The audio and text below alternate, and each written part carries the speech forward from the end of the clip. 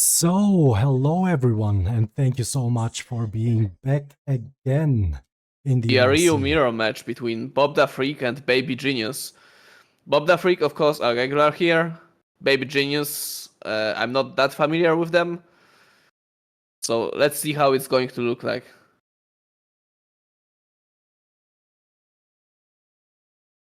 Some good books already by Bob the Freak. Yes, it seems that they're really willing to play very aggressive from the get-go. Ooh. Pretty well spaced donkey kick, but getting another frame trap, or rather, yes, another frame trap with the light Hashogeki is Bob the Freak. Gets the corner, and what a massive health lead already. And he Ooh, ends it with a DI. cheeky and sneaky as well. Yeah, but he is very willing to go for those donkey kicks. Seems to be the way he likes to play the neutral.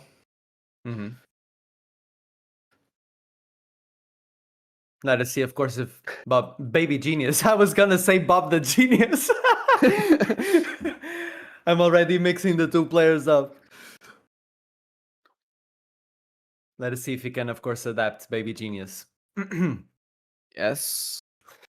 Could punish counter on that Hashogeki, and he is going to use level 1 to burn Bob the Freak out. And this is going to be dangerous. Of course, a level 3 will kill Baby Genius if he risks a DI, but Bob the Freak does not have the reactions, and Baby Genius manages to equalize it, and he also manages to build back most of that one bar that he spent to burn Bob the Freak out. So round 3 basically even start. Oof. We have the first reversal of the day.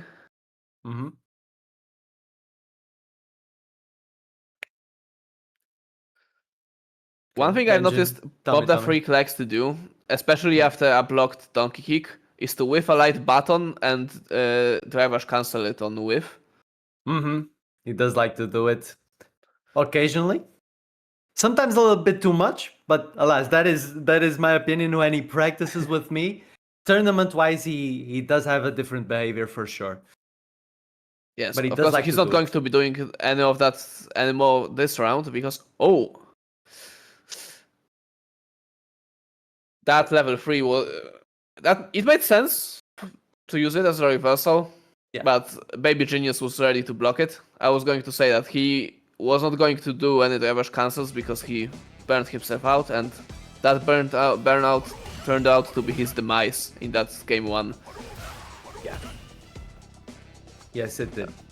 I do feel like Bob the Freak seemed to have the upper hand in the neutral, but he was just spending way too much drive, and this is what cost him in that final round. Overdoing it a little bit too much, but he does get the first round as well. A little bit of the Gandhi Ryu tech with those standing jabs.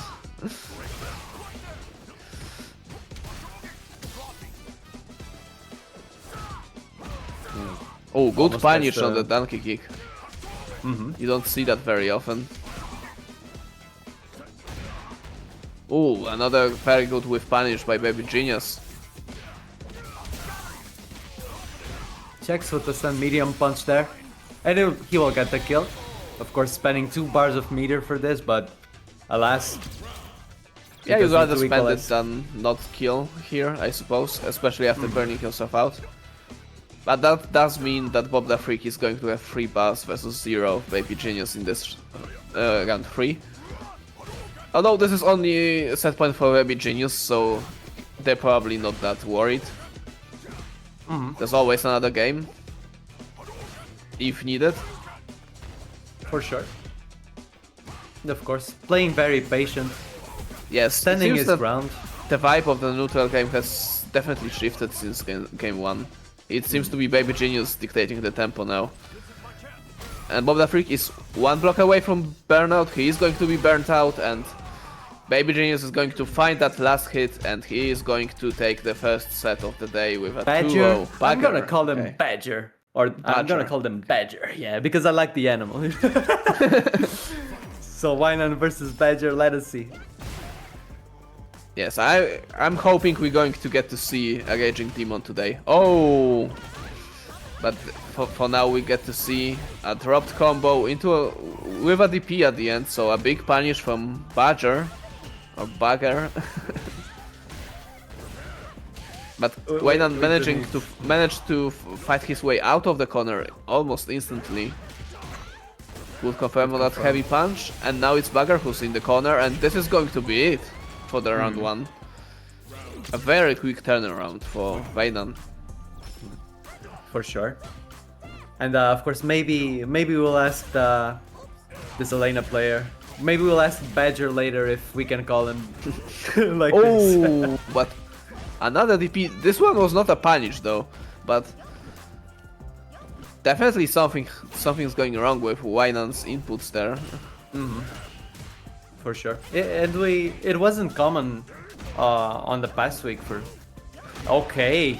Yeah, definitely not common, Yannick, for sure. Yeah, 3 in a row. Are we? Exactly. Am I allowed to call that a controller malfunction, perhaps? Oh, talking about, but this one was actually, it had a reason behind it, so. Yeah, that one made sense. So I'm not going to call it an input error just yet. But Waynan is going to. I think this is going to kill. This is going to be a CA, so this should kill. So he's going to take game 1. And, well, despite whiffing 3 DPs, he was able to pretty convincingly take that game 1. Yeah, and especially this last round of the first match. Oh, we see a dropped combo as well, Yannick. Oh.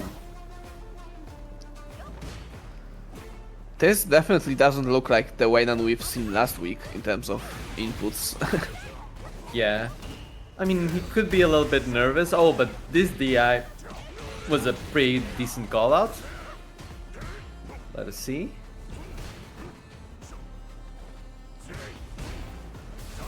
Poking a bit with the fireballs there. Fireball as well. Ooh, whiffs the heavy kick, and this is going to be a punish from Bagger. Gets another hit on his pressure and puts Waynan in the corner. Wake up DI. This is definitely a different Waynan than we've seen last week. Yeah, not definitely just a the different input approach. errors, but also I feel like this version we see now is taking significantly more risks. Yeah, definitely agreed. But yeah, this is gonna kill, and of course this is gonna be set point for Waynan. That being said, for sure, Yannick, I do have to agree with you for sure, because both in neutral and on defense as well, Waynan is definitely taking a lot more risks. It doesn't seem to backfire on him just yet. Considering he's taken 3 rounds straight so far. But it's definitely something he might want to clean up for the rest of the tournament if he wants to repeat his result from last week. Or improve upon it. For sure. Especially, of course, considering that this character matchup is pretty good for Akuma, but that was a hell of a whip punish. I don't think this is going to kill just yet. It's going to be close. It might. Yeah. Okay, I was wrong. Akuma damage. It is what it is. Fair. Well, we didn't get to see a Raging Demon this set, so yeah, I wonder how Vexil's Ed is going to be today. And I'm going to be especially curious because there's a tournament in Poland tomorrow, and I'm probably going to be facing Vexil at some point in that tournament, if I were to guess. Is it gonna be online or offline? Offline. Okay. Oh, good. That being said, the match is already underway. We see a scissors attempt from Jar Jar Binks. Yes, both players sporting their national colors. True. Which is always very good to see. Yes, the drive tech definitely helping. The drive tech outfits helping both the Polish and Ukrainian people to represent their country. Exactly. Ooh, what a sweep whiff punish from Vexel. Yes, a really good one. So far, neither player is really over pushing too much. Oh, and just as I say it, That was the jinx. yeah, that was a powerful curse. And now Vexel is in the corner, low HP, low on drive, and Jack for Binks. Oh, but we're going to have a back throw incident, and how is very good air to air on that Devil's Reverse. Oh, but Vexel Bernardo. burns himself out and gets counter hit. A very dangerous decision to burn himself out in that position, but a good punish on the scissors kick here. Pretty optimal. I think he did the crotch slide kick into the heavy knuckles. Sorry. So it seemed optimal for sure. Yeah, and oftentimes you don't get to do like a bigger combo from punishing scissors, even if you do get some kind of link on your punish counter jab or whatever normally you're going to punish scissors with. So it's very common to see just a normal cancel into a special as a punish, and this is often the optimal way to punish it. Good perfect parry from Vexel, another back throw incident, and now with players with level 3, so And yet another one. Maybe. yes, they really understand the importance of the corner in this game. Ooh, good confirm into level 3 from that OD Psycho Crusher. Not quite going to kill yet, but one more hit is going to be enough. Even a punish counter throw would be enough from Jack for Binks. Vexel still has quite some work to do, but Jack for Binks is going to confirm that into a reverse cancel, and he's going to take the first game. That crouch medium punch has been doing a lot of work for Jar Jar Binks. I do have to say that Yannick, he's already had like 3 or 4 conversions from that button. Yes, and I feel like it is pretty unusual in this matchup to see this button put in so much work, because I feel like Ed does outrange Bison on most of his normals. Yeah, for sure. Like standing medium kick, for example, is one of the buttons that I do think Vexel is underutilizing in most of his games. But Jack for Binks is going to confirm into a level 1, and he's going to put himself into a set point while we talk about it. Oh, confirmed just as that, I say, standing medium kick, reverse cancel. Yes, I do feel like that's a very powerful button for Ed. Yeah, for sure. 10 frame And- startup with that range, special cancelable. Yeah. Yeah. Very, Also, very strong. hits below Gladius ammo. Not exactly relevant in this matchup, but Yeah. But on the Marissa matchup for sure. Yeah, that's kind of like- bonkers, yeah. this normal alone is enough to make this matchup a 6-4 for Ed, I would say. Yeah, agreed, agreed. A workhorse of a Oh. button for sure. Not quite getting the combo he wanted on that level 2, I feel like. But does have Jack for Binks in the corner, but not for long. We're going to get another back throw. And Vexel finds himself in the corner once again. But he does manage to find a hit, and this time he doesn't even need a big combo into level 2, but that was a little bit too small. Just a tad bit. And now Less than Vexel is in 5%. burnout without meter. This is significantly more dangerous than the live boss would make you think. Ooh, And this might- especially now. Checkmate? Yeah. Yeah, and Very, this is very going to be unfortunate. the win for Jack for Binks. Well, as you said, I would Yannick, say he is. I think Yon Angel might be leading the World Warrior leaderboard, if that's what you're... yes. Yes. Hence you- why I said one of the best. one of the best. One of the best, Yes. definitely. Yeah. Who exactly is the best currently? It's a little bit harder to tell, I think. There's also Yeah. Semi, of course. Yeah. Big shoutouts to Sammy and his Rio. Very, very peculiar, but very good player in my opinion as well. I'm still the daddy saying that he had to miss today to be at the beach. Well, kudos to you. Hope you're having a good time. I'm still the daddy. Let's get it, bro. I mean, of if it course- is beach weather in the UK, then you better make use of it because I studied in the UK. I know that's not a common thing there. So Yeah. This year, slightly different. I suppose that could be true. Let's see how Sticky Boy Syrup is going to be able to handle Railgun. Railgun choosing to go with the Mai for now. Ooh.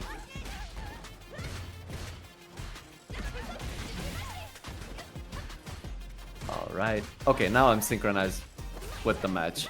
Okay, Good cross-up from Sticky Boy Syrup, but immediate response with that level 1 from Railgun. yes, good level 1, and now we have that install on deck. But Sticky Boy Syrup doesn't seem to be that scared. They're going to combo into level 2. And Not this is quite going to gonna kill, I think? Yeah, not quite. almost. And now they also burnt out, so it is a little bit difficult. Yep. Another 5 stacks on deck for Railgun, and those are very good news because those projectiles are enhanced.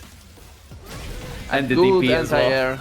Yes, of course, Sticky Boy Syrup, it feels that you have to jump eventually in this position, because if you don't, they're eventually going to throw a fireball and you're going to get chipped out. Railgun, of course, deciding to just be patient. Knew the jump had to come eventually, and was ready with the anti-air to take the first round. Definitely maintaining the aggression. I'm liking that from Sticky Boy Syrup. But it is not helping most of the time though, and that's what I'm concerned about, Yannick. Yes, As we Railgun see another DP. seems to be holding his own on the defense. Yeah. Not really allowing Sticky Boy Syrup to get going. With that wake up DP as well. And showing Just the like knowledge. Sorry, Yannick. I was just gonna say, like, showing the knowledge in the sense that I do think that the Oki from the photograph from Kimberly is like 17. So if you do see a dry rush and she doesn't do like the teleport, you do have a guaranteed XTP. Yeah, that's definitely something to remember. Ooh, but this round, it seems that Sticky Boy Syrup is starting to... Oh, but the reversal is going to hit once again, but the can is going to actually explode and make sure that Railgun does not get Oki from that, but Railgun does manage to find another hit in the end. Air-to-air jab, this time by Railgun.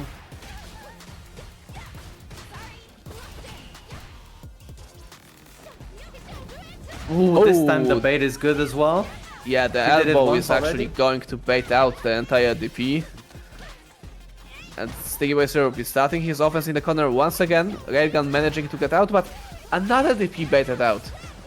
And how much is Sticky Boy Syrup going to want to spend? Oh, that's not what he wanted. But he is Yeah. going to find another elbow, and he is going to be able to finish that round without spending any meter. I think it was like 3 successful elbows at least for the previous round. Oof. Airing with the elbow as well. And Railgun is also on the brink of burnout. Ooh, and another Ooh. bait with the elbow. Yeah, he really does get... is very precise with the spacing to get that so many times in a row. For sure. That's actually impressive to get it. Especially against a player of Railgun's caliber. But that DI is going to be answered. Although, the good thing about doing DI this early is, even after this level 3, there's still going to be plenty of time in burnout for Railgun. And Sticky Boy Syrup can try to go for a DI without the threat of a reversal happening. Although, of course, you still have to take your opponent to the corner if you want to do that. And Railgun manages to defend against it and finds the overhead and closes out the set. It seems that One thing while he was pretty good at baiting the DPs, the entire DPs, the reversal DPs were actually hitting him every time he got his offense going. True. And I think that's also a very big part of that set. Definitely agreed on that, Yannick. And as you can all see on the screen, guys, it's gonna be Chico versus Narilda. Definitely not newcomers on the OOC, both of them. Chico has been getting some very good results, and of course Narilda has been getting some pretty decent results as well with his theory. Let us see which character Chico is going to put up against him. I'm curious on that. It You can, seems of he's course- holding on to Sagat for now. Okay. Yeah, exactly. And in the meantime, Uh, guys, I'm going to remind you about the Macherino codes. Exclamation point Macherino in the chat to get the link. We only have 19 codes remaining this early in the tournament. Ooh. I'm actually pretty proud of you guys. But of course, there's still 19 codes to claim, so let's not rest up on that. And Yeah. of course, if you are feeling generous, you can also donate directly via the Macherino. So let's get on that code, and as we start the set. Oh, is that the eye?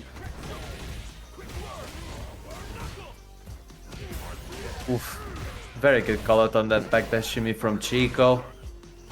Gets a very, very sizable combo.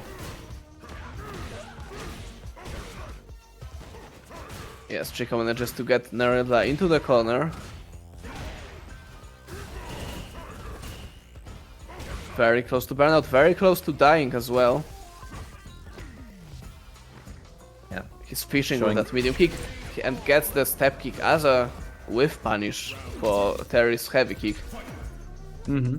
Because that spacing is very difficult to fight against the Sagat. He does have some very good normals at that range. Nagada was trying to find something with that heavy kick, but just not enough range. That DI is going to beat the Taga Nexus though, but a very good perfect parry on the overhead from Chico. And good bait on that Buster Wolf, and this is going to be game one, I believe. Yeah, it is. He goes for the damage version of the level 2. Yeah, very, very good controlled gameplay from Chico in that game one. And let's see if Negelda is going to have some kind of answer. For now, it seems that he is taking in the initiative.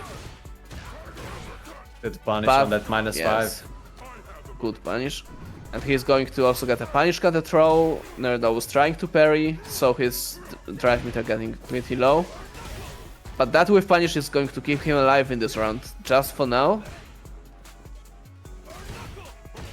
Oh, and it looked to me like Chico didn't believe that it was going to be punishable. Agreed. Oh, but a good DI on that Barnacle, and this is going to be set point for Chico.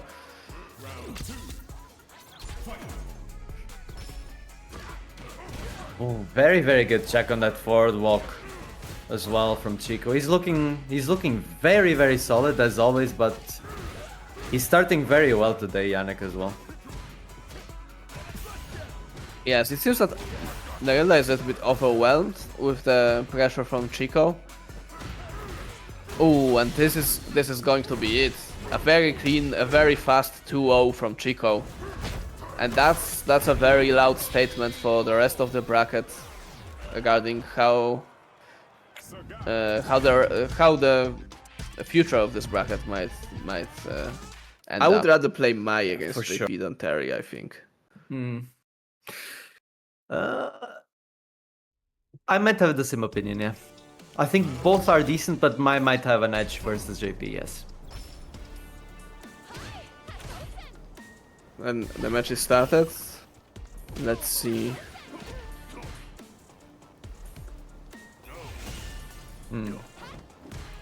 Starting, of course, very slow from both players. Oh, but that punish counter heavy kick. Oh, but Streets is going to drop the combo. But that special is going to actually beat an OD reversal that Streets was mashing during that combo.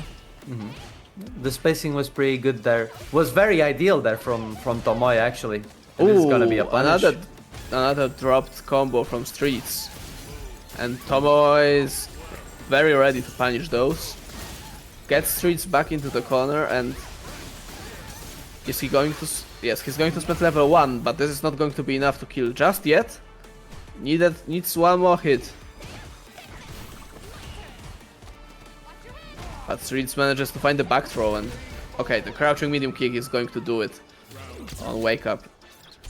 Very Reading sneaky. that shimmy from Streets. Very sneaky, yet with a very, very long range, that crouch medium kick from JP. Of course, not able to cancel it. I mean, he can cancel it if he does have the departure ready, the EX departure. Yes, now he can do it. That's true. Yeah. That's But of yeah, course definitely in terms of hitboxes, headboxes, and speed, this is a very good crouching medium kick, despite the fact of it's not special cancelable per se. Yeah. Not special cancelable, with of course an asterisk Yes. after the sentence. One of the latest buffs, of course. It's a low tier JP, he needed this. Yeah, of course, of course. And Tomo And is as going we to say, take it's- the first game in a pretty convincing fashion in that second round, I would say. We are, unfortunately for Streets' side, seeing a lot of dropped combos. A lot of dropped confirms, and that definitely helped Tomoe, especially in that first round. Let's see if he can. What a stand medium kick though. The spacing from Tomoe today he's looking good. He's looking good, not gonna lie. Yes, and unfortunately for Streets, those dropped combos have resulted in big punishes. Because this is not always the case, right? Sometimes you drop the combo and you just get a less damage and a worse knockdown, right? But those dropped combos were finishing with a very punishable specials, so Exactly. it's definitely a lot more unfortunate to be on the receiving end of this kind of combo drop. Exactly. This round, Streets manages to stand his ground. He's going to take Tomoe to the corner. I wonder if that jump back was intentional. Yeah, it seemed a little bit weird, even, not gonna lie. That Yeah. being said, yeah, Very 20 passive, I think. True. It was indeed a little bit strange. That being said, 20 seconds on the clock, now even less. We're seeing a very, very long round here, but that burnout is definitely not looking good for Streets, unfortunately. Yeah, so that's level 2. This is going to be... He cannot even afford to block this. Yeah. Doesn't have the Yeah, HP. burning himself out by going for 2 consecutive drivers cancel overheads was probably not the way to go in that round. And Tomoe very, very much ready to punish Streets in the safest way possible. For sure. We're seeing a lot of good pokes from both players, and to be fair now, that stand fierce from Streets is gonna find its mark. It's gonna get the 5 stacks from that level 1. Let's see if it's gonna help him or not. But that crouch medium kick doing a lot of drive gauge damage, Yannick. It's not looking good. Yes, and Tomoe is going to have that level 2. Once again, he literally just built the meter to spend it. And he's going to find the hit on level 2. Streets is still in burnout. Ooh, I think it's But gonna hit. Yeah. This is going to hit, but... Okay, and he's going to be out of burnout, so this round might be good for Streets, actually. Ooh, But the X amnesia? amnesia is going to be one more chance for Tomoe to close it out. I think it's the first time he has used it in the set also. Ooh, but this is not good. Once That again, burnout. And that jump out is going to be clipped by that. How do you call those spikes? I'm just going The to win call... conditions? It's gonna be very, very tough. Very, very tough. You're gonna get chipped out very, very fast. And we saw it in, I think, 2 occasions. One with the level 2 on one of the previous runs, and right now on the last round with the spikes. Yeah, so now we're going to see Railgun versus Waynan. Exactly. Both players we have seen today already. Once again, we're going to see Mai. And Waynan, of course, playing the Takuma.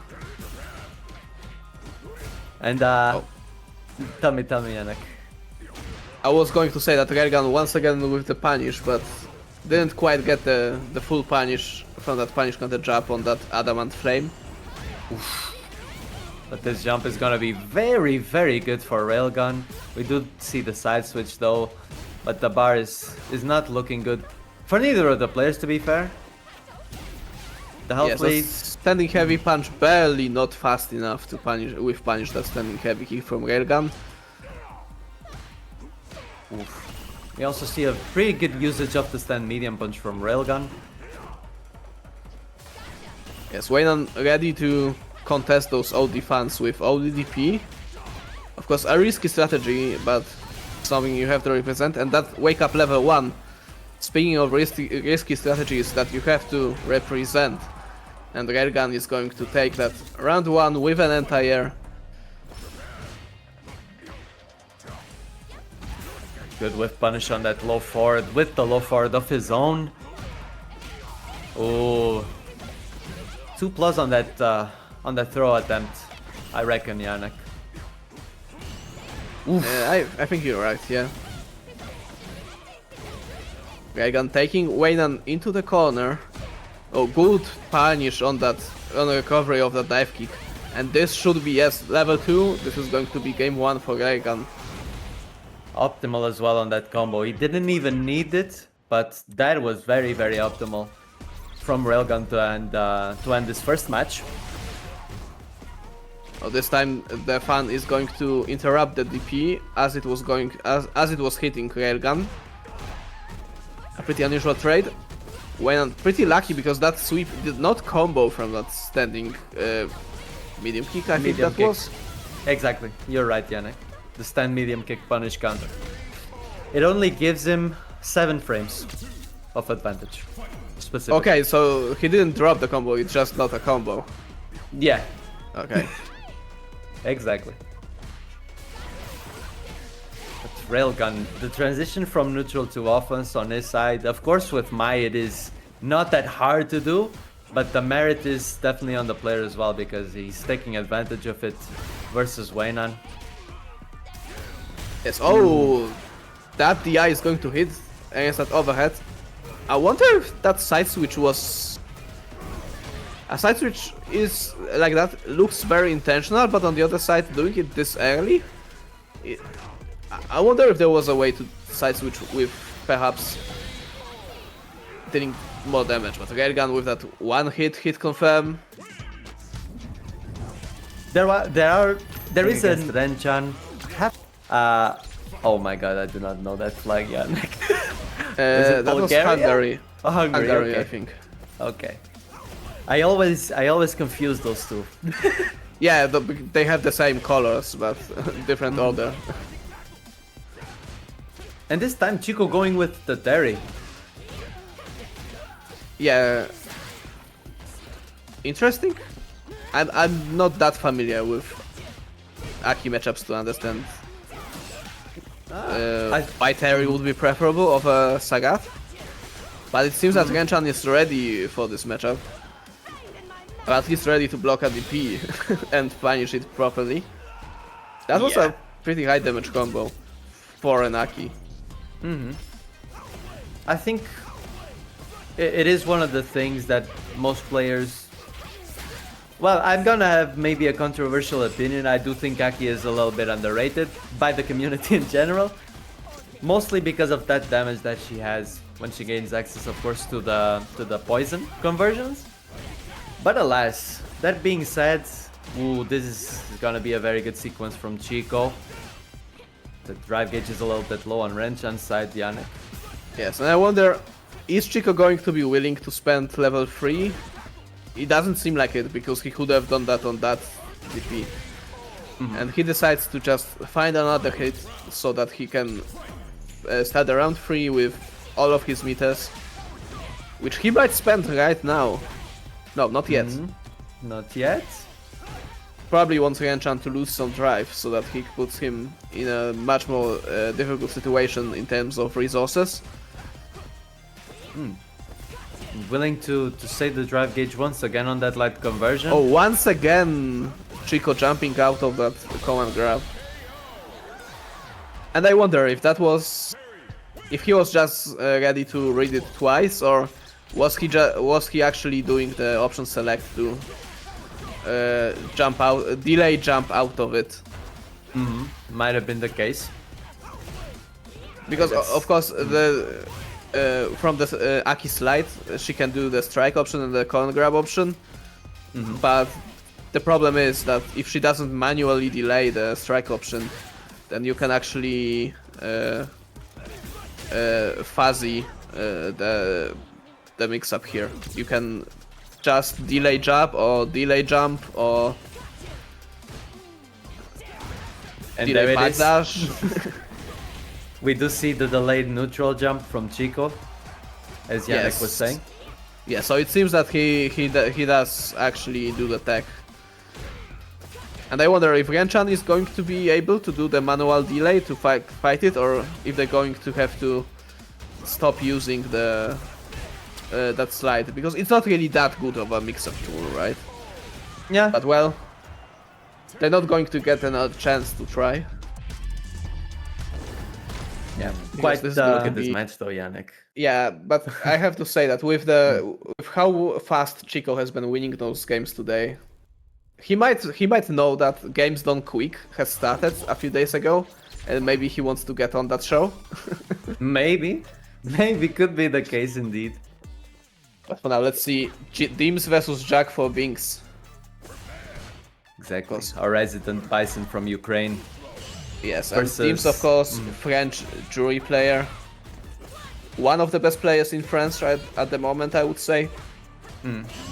I would agree for sure. Second to Kills You, and I think that will be the only obvious player that I would say is clearly better. But anyone else, I think Dims might be the second best player in France right now, in my opinion. That being said, Jack for Binks is actually doing a really good job in that first round. I think that Jar Jar Binks, and as I told you earlier, Yannick, about my opinion, he's been getting way better. One of the things that I see him getting way better at is the spacing on those Bison normals, for sure. I think he has improved a lot on that element. Yeah, definitely. I mean, we can see also 2000 MR on his Bison. I don't remember him being that high the last time we've seen him in OOC. Maybe I'm misremembering, but I think you are correct. I think you are correct, to be fair. I haven't seen that him doesn't this go high. for the follow-up on the level 2. Oh, and this is going to be a kill, right? Oh, not quite actually. Oh, but Both are on burnout though, and that's a good air to air. yeah, when Jack for Binks bent himself out, it became a much more difficult round to win, because he had to he could no longer block in that round basically. Well, we do Oh, see well. the jump medium punch air to air target combo. Yes, and he also gets to plant a bomb off of that.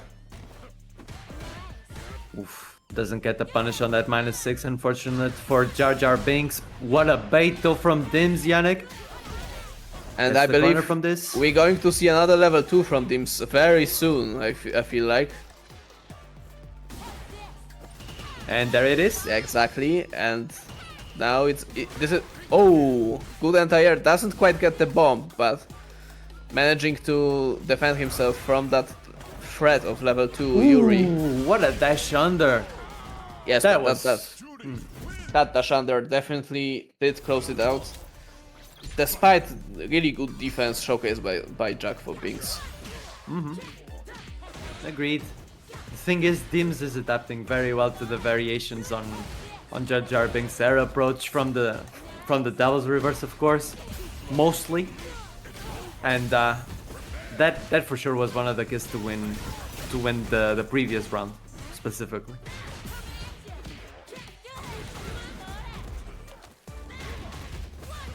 Teams managing to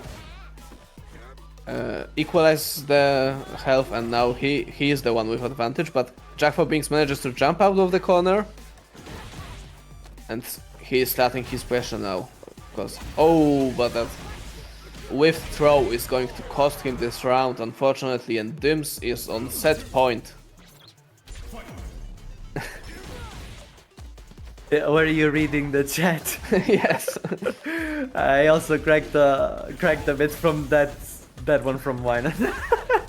Yeah, Dims is 1 MR higher than Binks, which still would mean that they're fighting for 8 MR in the. But that's a really good neutral jump to bait out the super. Dims is going to do a lot of damage, recovers on drive. It's not going to kill yet, but well, I would definitely rather be in Dim's position in this round. And this throw is going to take it. Another 2-0 in the winner's bracket before top 8, I believe. Let me check. I do think you're right, Yannick. Yeah, it's gonna be winners quarters, and of course the winner of this set is going to play against Dims, and that is already going to be top 8 material. And he's 6 actually. Damn, okay. So currently in the top 8, which is always good news. But we're already underway. Let us go.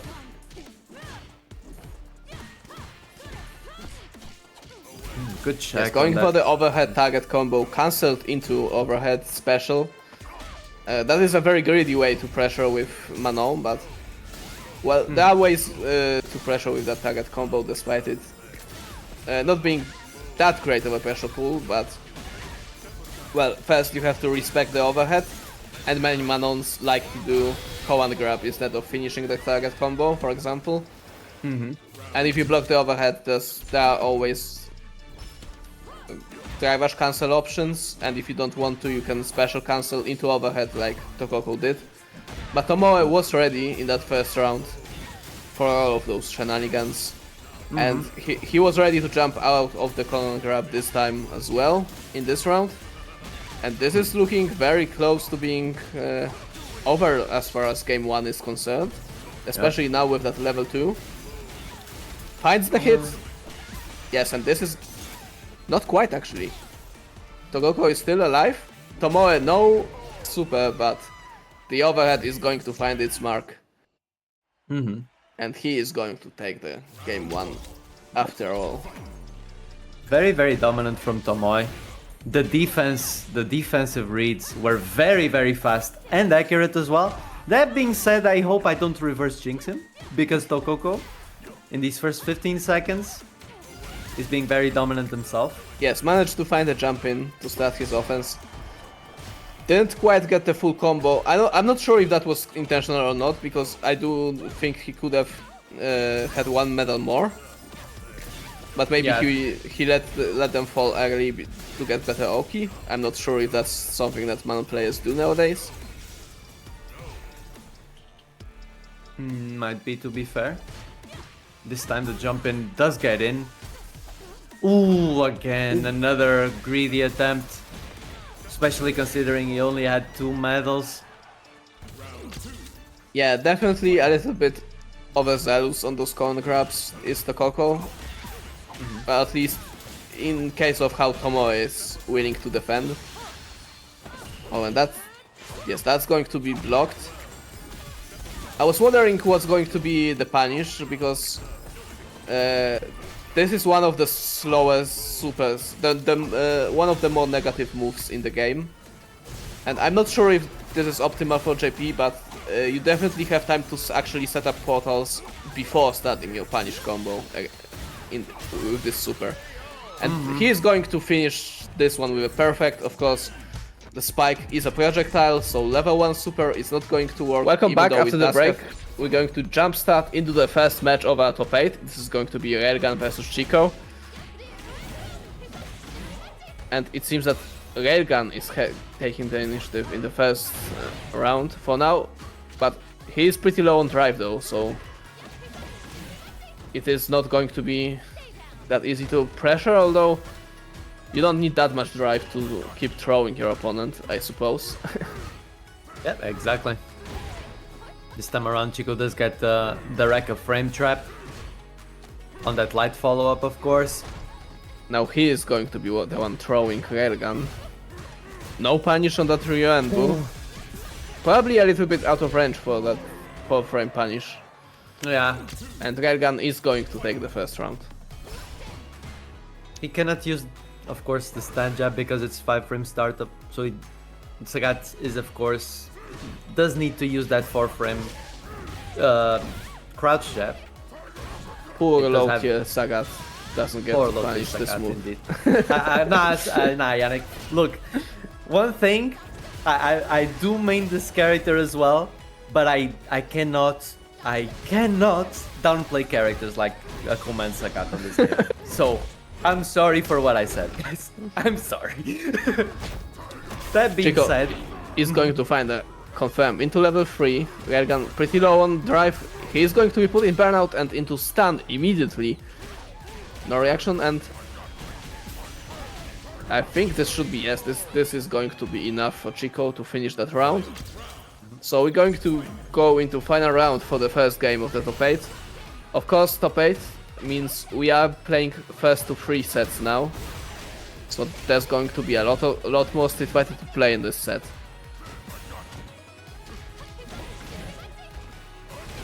Oh, rips out that EXDP. yeah, and the that wake up. jump forward, I think Railgun was trying to bait out the DP, but he mistimed the jump.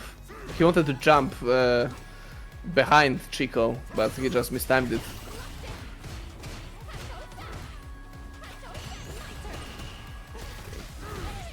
Smashes on the -1 Chico there, and it worked out. It was a good abare. It was not a mash, it was a abare, of course.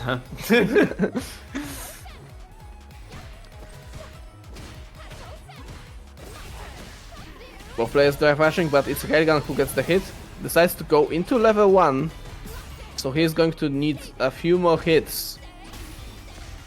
That overhead was not meaty enough to get a combo.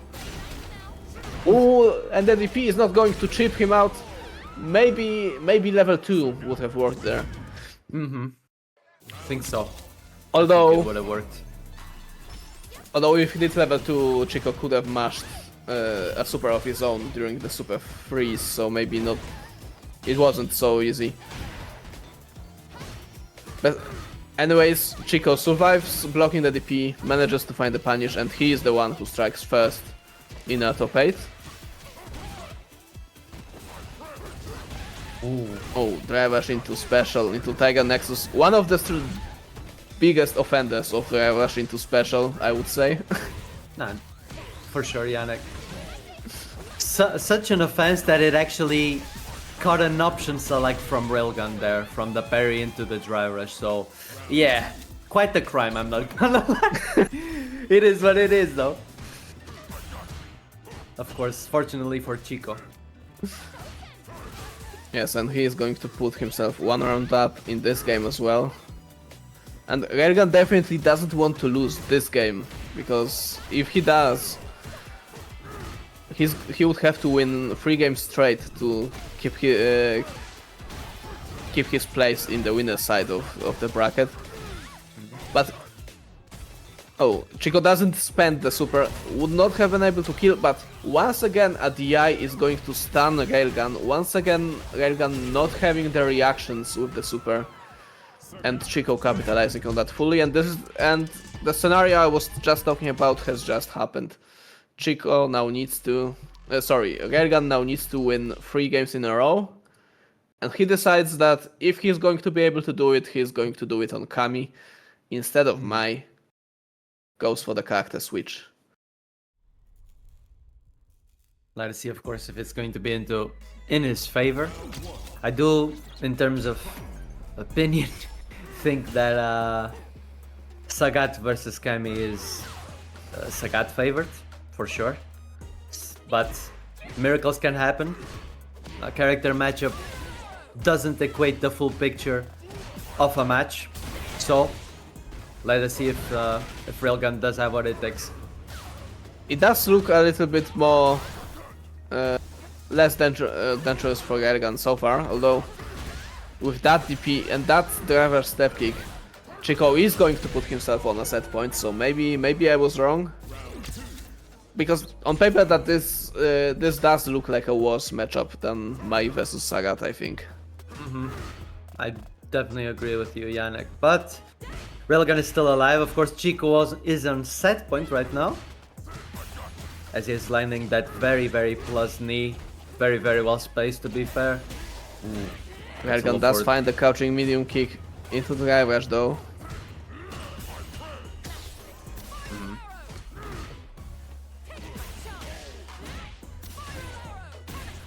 He's going to put Chico into the corner and he needs to make this drive of offense work.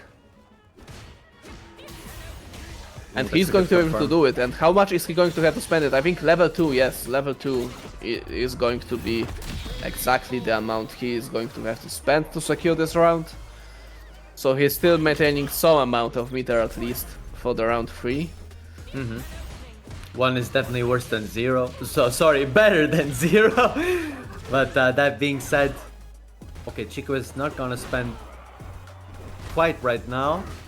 Yes, he wants to keep the super bar to make sure that he doesn't get caught in burnout without any super. And now any hit confirm for Chico is going to do it. Meanwhile, Railgun does have pretty much entirety of Chico's health bar to walk through before he manages to take this round, and that hooligan is going to be anti-aired by crouching jab. It looked like, on the other hand, I think maybe that's not the option that you would maybe necessarily put forward there. Hard to tell without the inputs. yeah, for sure. But I think it was either one of those two for sure. That being said, what of course a winners match that we're going to have on this side as well for Yes, featuring and of course. Speaking of big wins, we claimed all of the match arena codes. Freaking go, guys! Sorry, I had to clap. Let's go. Good job to Carlos for claiming the last remaining code. Shoutouts to him. Let's go, Polan. Let's go. Shoutouts to Carlos from my part as well. We were talking the other day on your stream as well, right? Yeah. Really good to see Carlos here as well.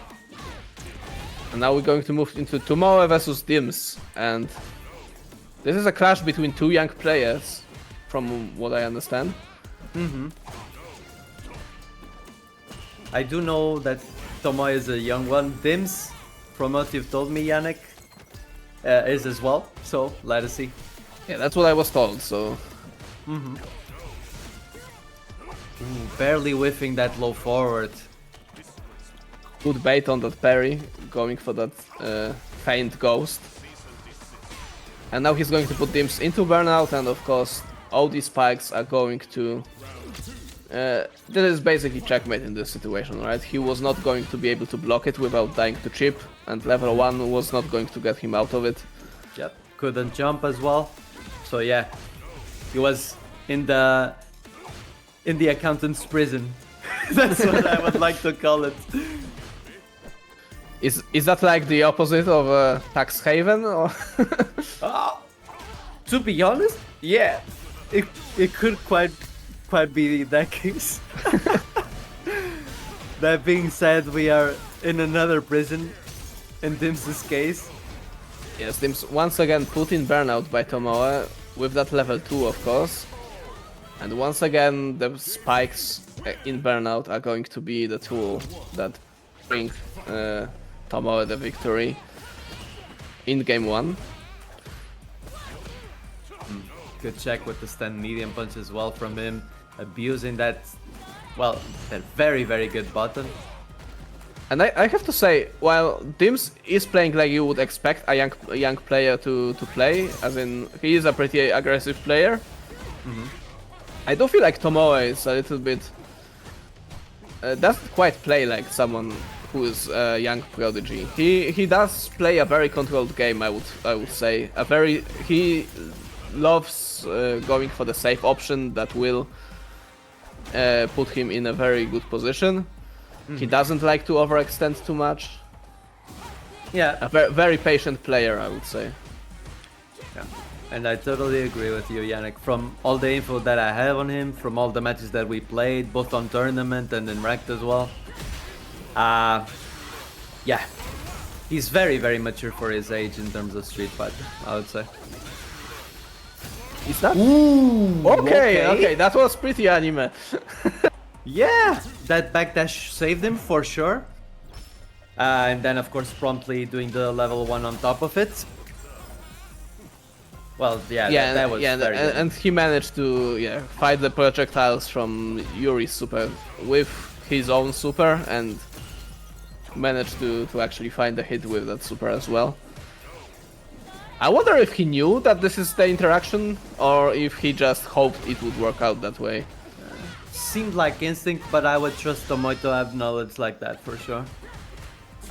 So either one of the two.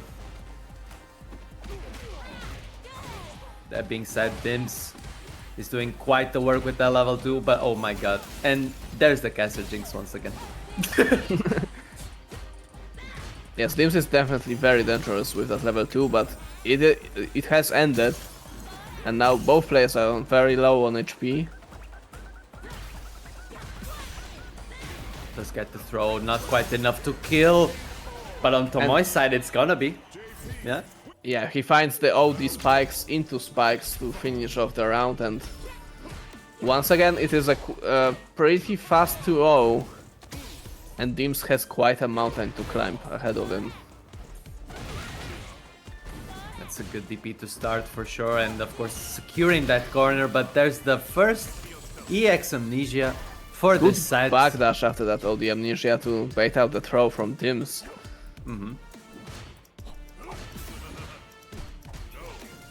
Fake ghost, and there's Dims with the patience as well. This time working out. Oh, the dive Dive kick is kick. going to mess with the entire timing for Tomoe. And Dims is going to take round 1, and is that the first round this set that Dims has taken? I think so, yeah. I do think so. Oh, no punish on the drive reversal though.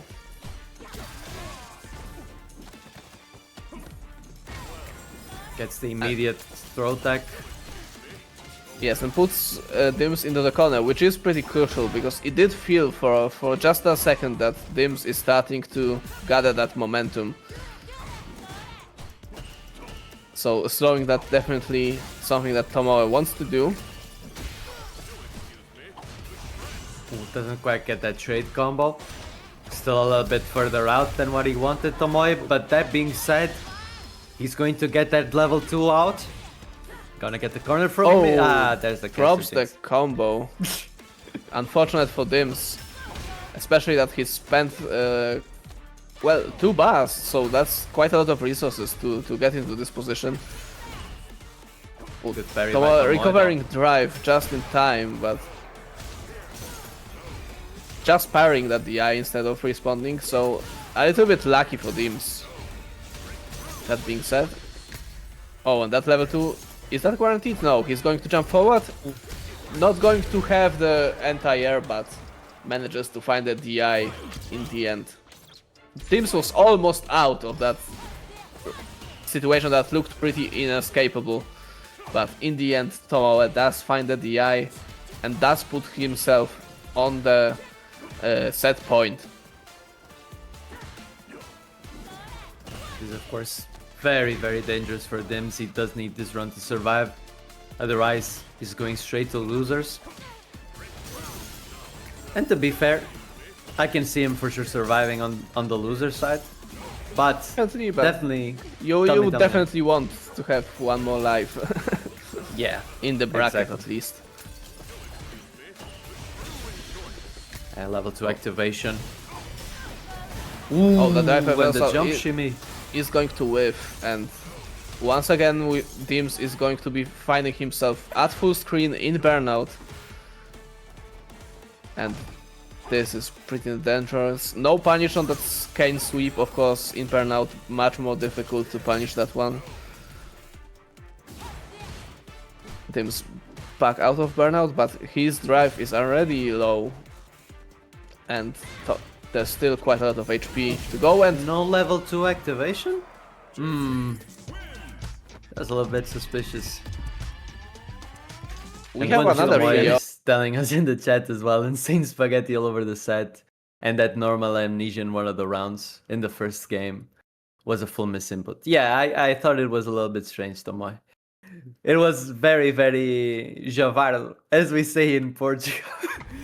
I mean, you could do it for mental damage, maybe. But yeah, that was strange. Now I do have the explanation. Thank you. We're going to hop, of course, into Tokoko versus Jar Jar Binks now. Yes, we're going into the loser side of the top 8. And Tokoko seems to be starting the party with those command grabs early on. Jack for Binks already pretty low on HP, but manages to fight his way out of the corner.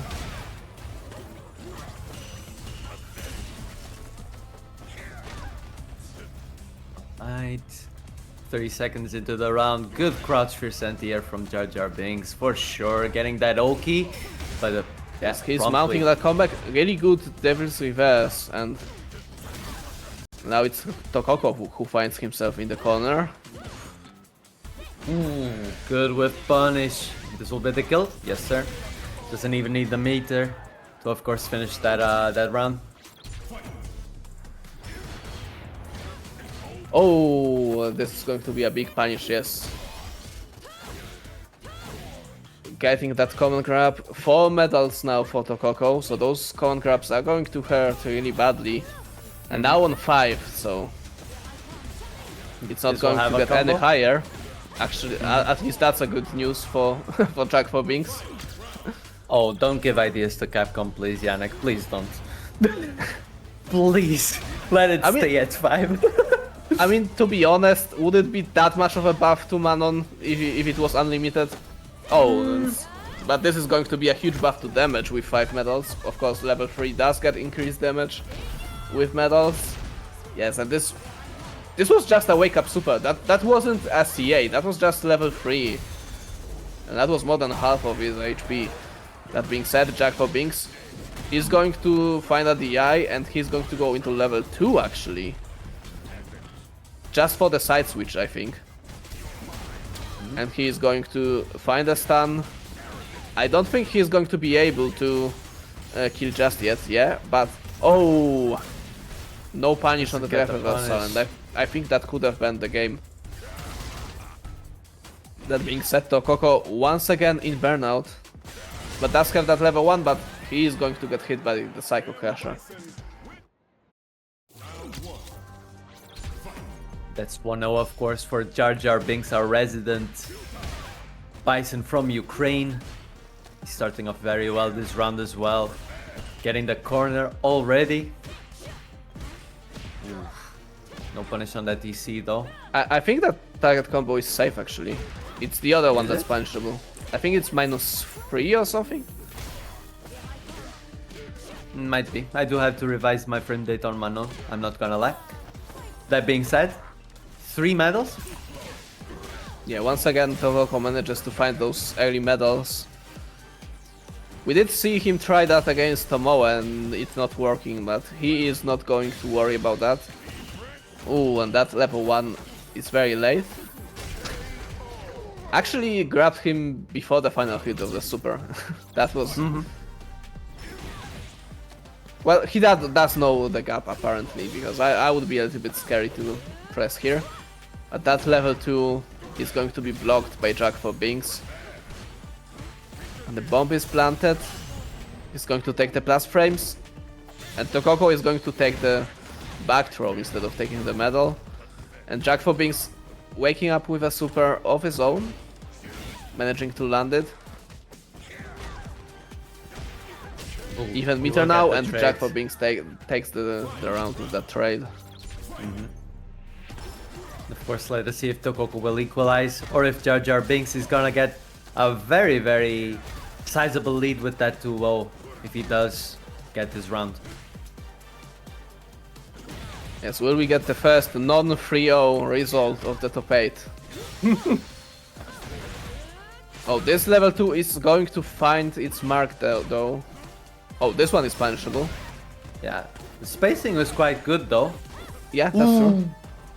Well, you got the side switch at least from the X spin, so Finds the Psycho Crusher, doesn't cancel it into a super, but this is definitely a difficult position for Tokoko.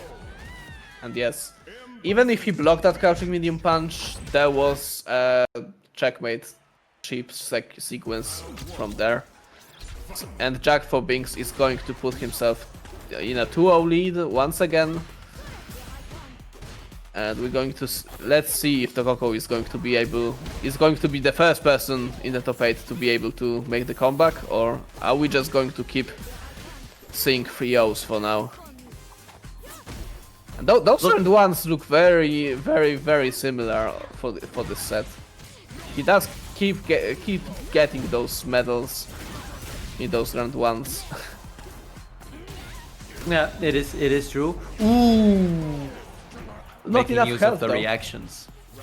Exactly. Making use of the opponent's reactions against him, of course. Ooh, we do see another command grab attempt there, but the drive reversal was present from Jar Jar Binks. Very low on the drive gauge. And now it's Once burned again, out, a of drive course. reversal. And I wonder if Tokoko was just thinking that this is fine, I'm going to burn him out. And that's why I'm going to continue pressuring like that, even though I see him spamming those reversals. It is a good thought process. It is a good reasoning, I would say, especially because it did indeed work. Ooh, that's a good shimmy from Jar Jar Binks. It's going to be a chance for Jack for Binks, and this is starting to look pretty scary, especially now. But Jack for Binks decides not to perhaps spend. Okay, he spends here. Maybe there wasn't really a conversion that would kill in the previous combo. But this time he decides to spend level 1. And we go into the final round of game 3. And this could be the last game of this set. Oh. This isn't a punish counter throw for some reason. So Jack for Binks could have jumped out of it, even though it should have been a punish for drive reversal, but maybe the Tokoko didn't go for the heavy version of the corner grab because he was afraid of spacing. Yeah, either that or he delayed a little bit. This is gonna be quite close to the kill though. Ooh. Oh, and the special overhead is going to take it, and finally Tokoko puts himself on the board, and the first time we don't see a 3-0 in the top 8 today. Exactly. The trend breaker is gonna be this set between Tokoko and Jar Jar Binks. Oh, but this round 1 looks a lot different than the round 1s from the previous games. This time it's Jack for Binks who is getting all of the pressure. Tokoko does find 1 medal though. Oh, and this is going to be it. Yeah. Being a bit overzealous with the reversals, I would say, Tokoko. Which is common from him. And of course, Jar Jar Binks is now adapting to that observation. But yeah, he in general seems to play very over-eager, impatient perhaps. I would agree. He doesn't want to wait to get in. He wants to start making the guesses right now. And well, it did get him to this point, but Jack for Binks might be able to end it here. Oh, he does not believe it, but he does believe that Tokoko is going to wake up with the level 2 once again. And once again this is going to get punished, and this is going to be the end of this set. Definitely a momentum shift even, I would say, Yannick, on this last match, B. Because as you said, Jar. Although the graphic says Bison, so maybe I'm mistaken. I honestly don't remember this player, but I think he has played in the OOC in some of the previous seasons. Might be the case. I definitely do remember facing this player in World Warrior last season. Oh. And he was playing Ed. Yes, and that's a modern Ed, my memory is right. You were correct indeed. Definitely a strong player, and of course, modern Ed means that those slow DPs might not be as much of an issue as they are for the classic Ed.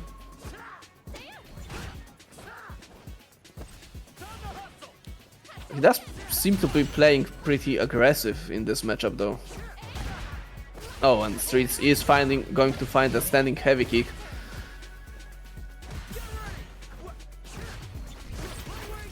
He gets the snatcher and gets the side switch from it as well. Okay, light conversion. Using the flicker a lot, I do like to see it against the Mai. Yeah, and this is the DP, and he does get a conversion into the blitz. And Streets does burn himself out. And this is getting pretty scary. He is getting close to the corner, and he is going to find the stun. He is going to have to spend a super to kill, I think. Oh, but he is actually going to drop the combo, and this is very scary. Although level 2, I'm a little bit surprised that he didn't go for the fast version, but that was an interesting interaction with that the hyper reversal. Only some of the hits of the level 2 landed. Does that mean that Mai's fans from when she is in her level 1 install count as super projectiles? It looks like they ate some of the hits from the level 2 from Ed. Yeah, I think that's the case, yeah. I think that's the case. That's pretty ridiculous, honestly. Yep. Why does Mai get that?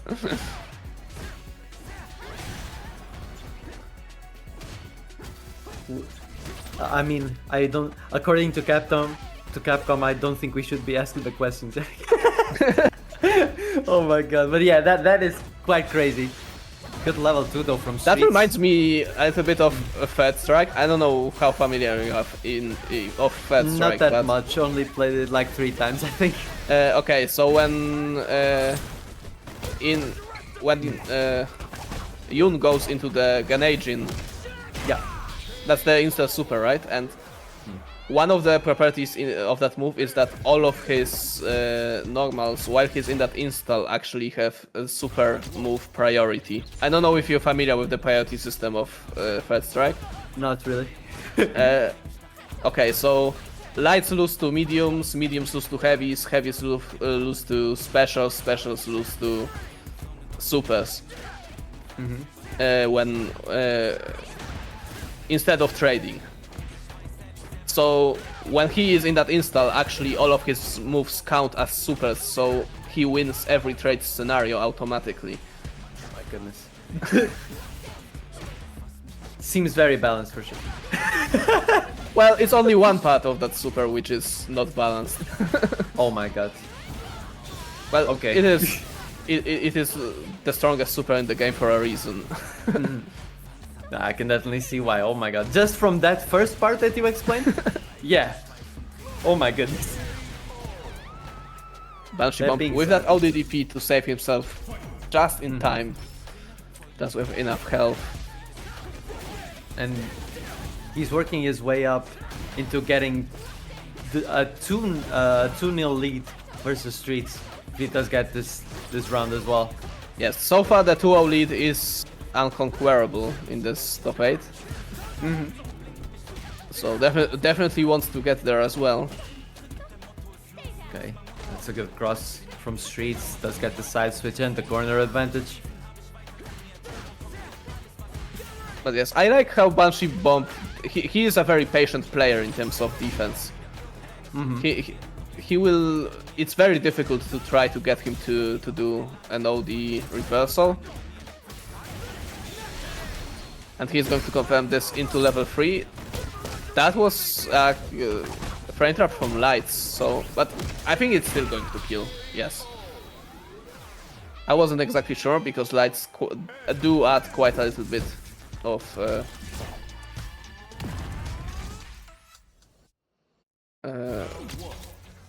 scaling. Yep.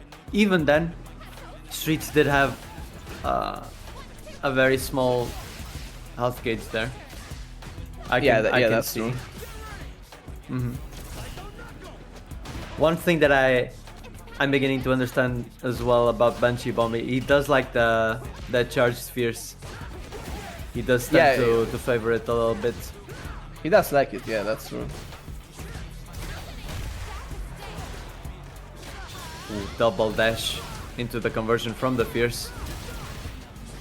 I like that from Streets. And there's the reactions. Gets the reaction on the DI. He's going to take the round. Oof. A very much needed round if Streets wants to keep his tournament alive. Exactly. Of course, this is losers bracket, so no second chances for those players anymore. Or rather, they are on the second chance. Exactly. Does get off of the corner. Well, good shimmy, but doesn't get the full conversion, but still gets the back throw.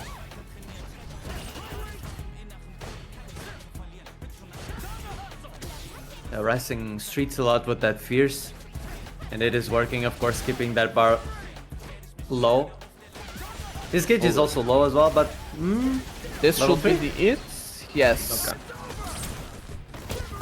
I wonder if there was a route that was less expensive, but maybe not, because before going into that blitz, Streets did have quite some health left still, so probably that level 3 was necessary to kill here from Banshee Bomb, and good on them for realizing that.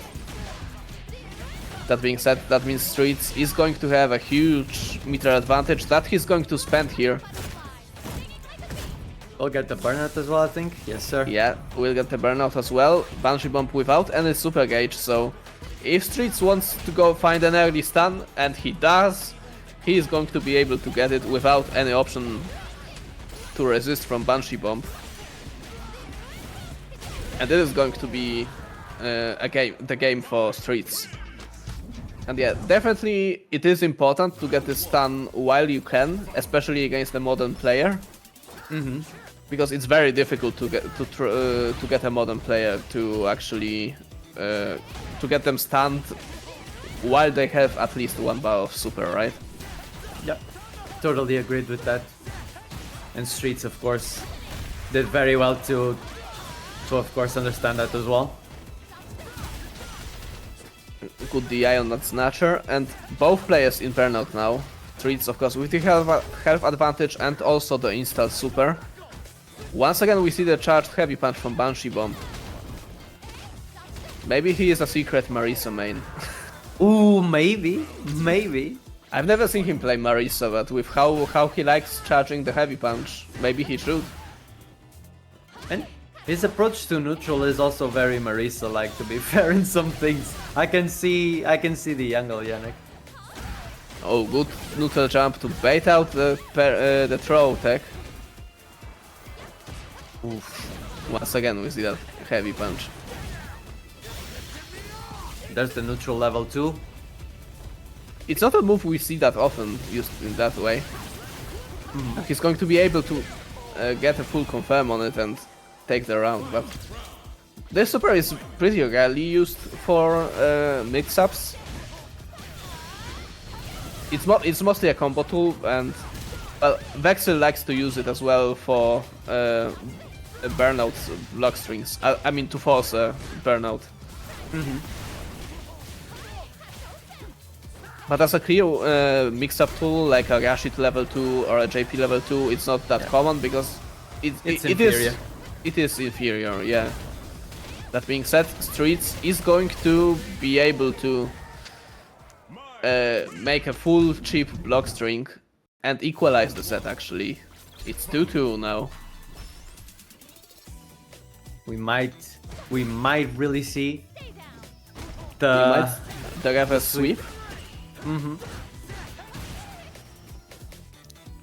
Although we've had 2 3-0s, then we had 1 3-1. We should be getting a 3-2 now for for the person who won the first set. if the pattern is going to repeat. Although of course Streets probably that would prefer it to finish the give a sweep ahead of schedule, and he is working towards it because it seems that he is going to be the one who is going to get to the set point now. And now it's Banshee Bomb who has to catch up to Streets. Starting very, very offensively with that low forward DRC. And he does get the mix, gets a lot of space.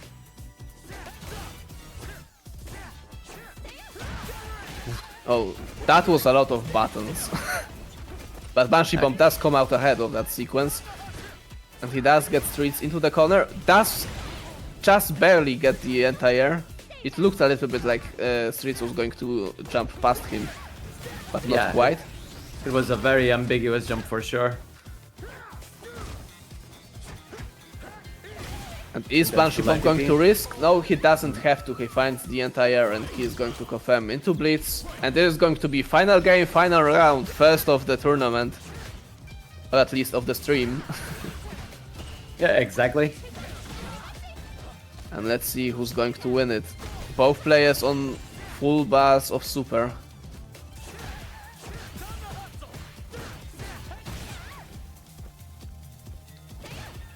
No huge hits landing just yet, just light touches.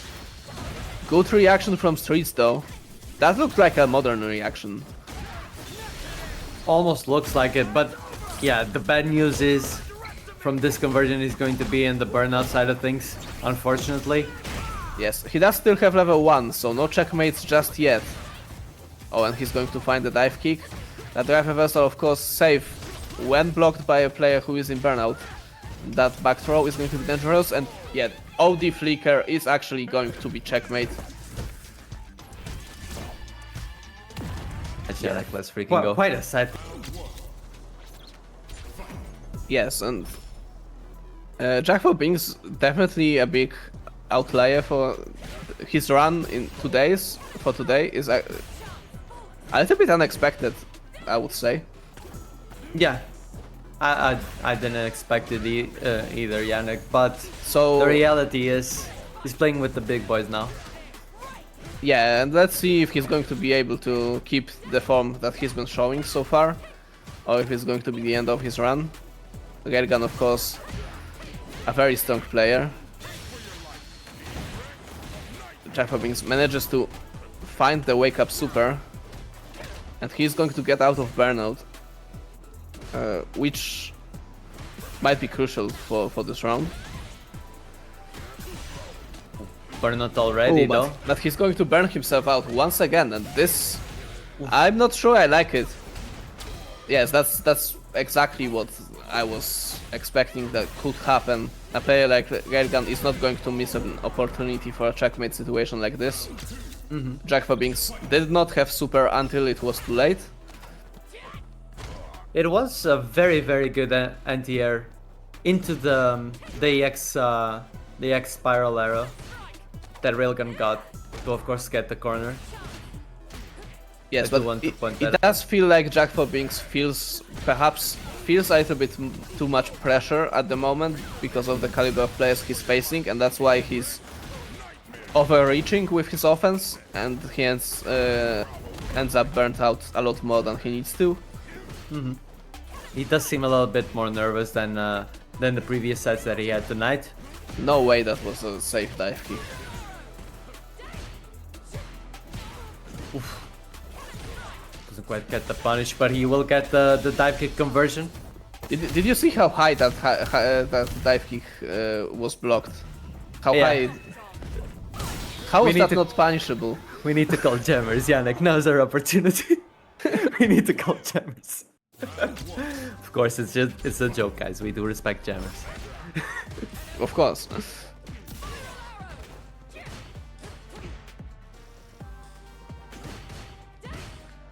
Okay, corner situation already for Railgun. Good anti-air though with the crouch fear. Okay, he's getting freaky with the dive kicks. Yes, OD dive kick into instant air Taigani dive kick. And it is working, to be fair. So, and especially versus Bison, I can see why Railgun is utilizing the dive kick more. So kudos on him, to be fair. Doesn't quite get the stun light kick punish though, unfortunately. But he does get that check though. Yes, Bison definitely one of the weaker characters in terms of anti-S. He does have to use a normal to do it. Ooh, this one will get punished though, Yannick. Yeah, so bullying him with the dive kick does make sense. But Jack for Binks finds yet another wake up super. We're seeing some variation on the trajectory of the Devil's Reverse from Jar Jar Binks, and we see it once again. It is working. It is indeed working.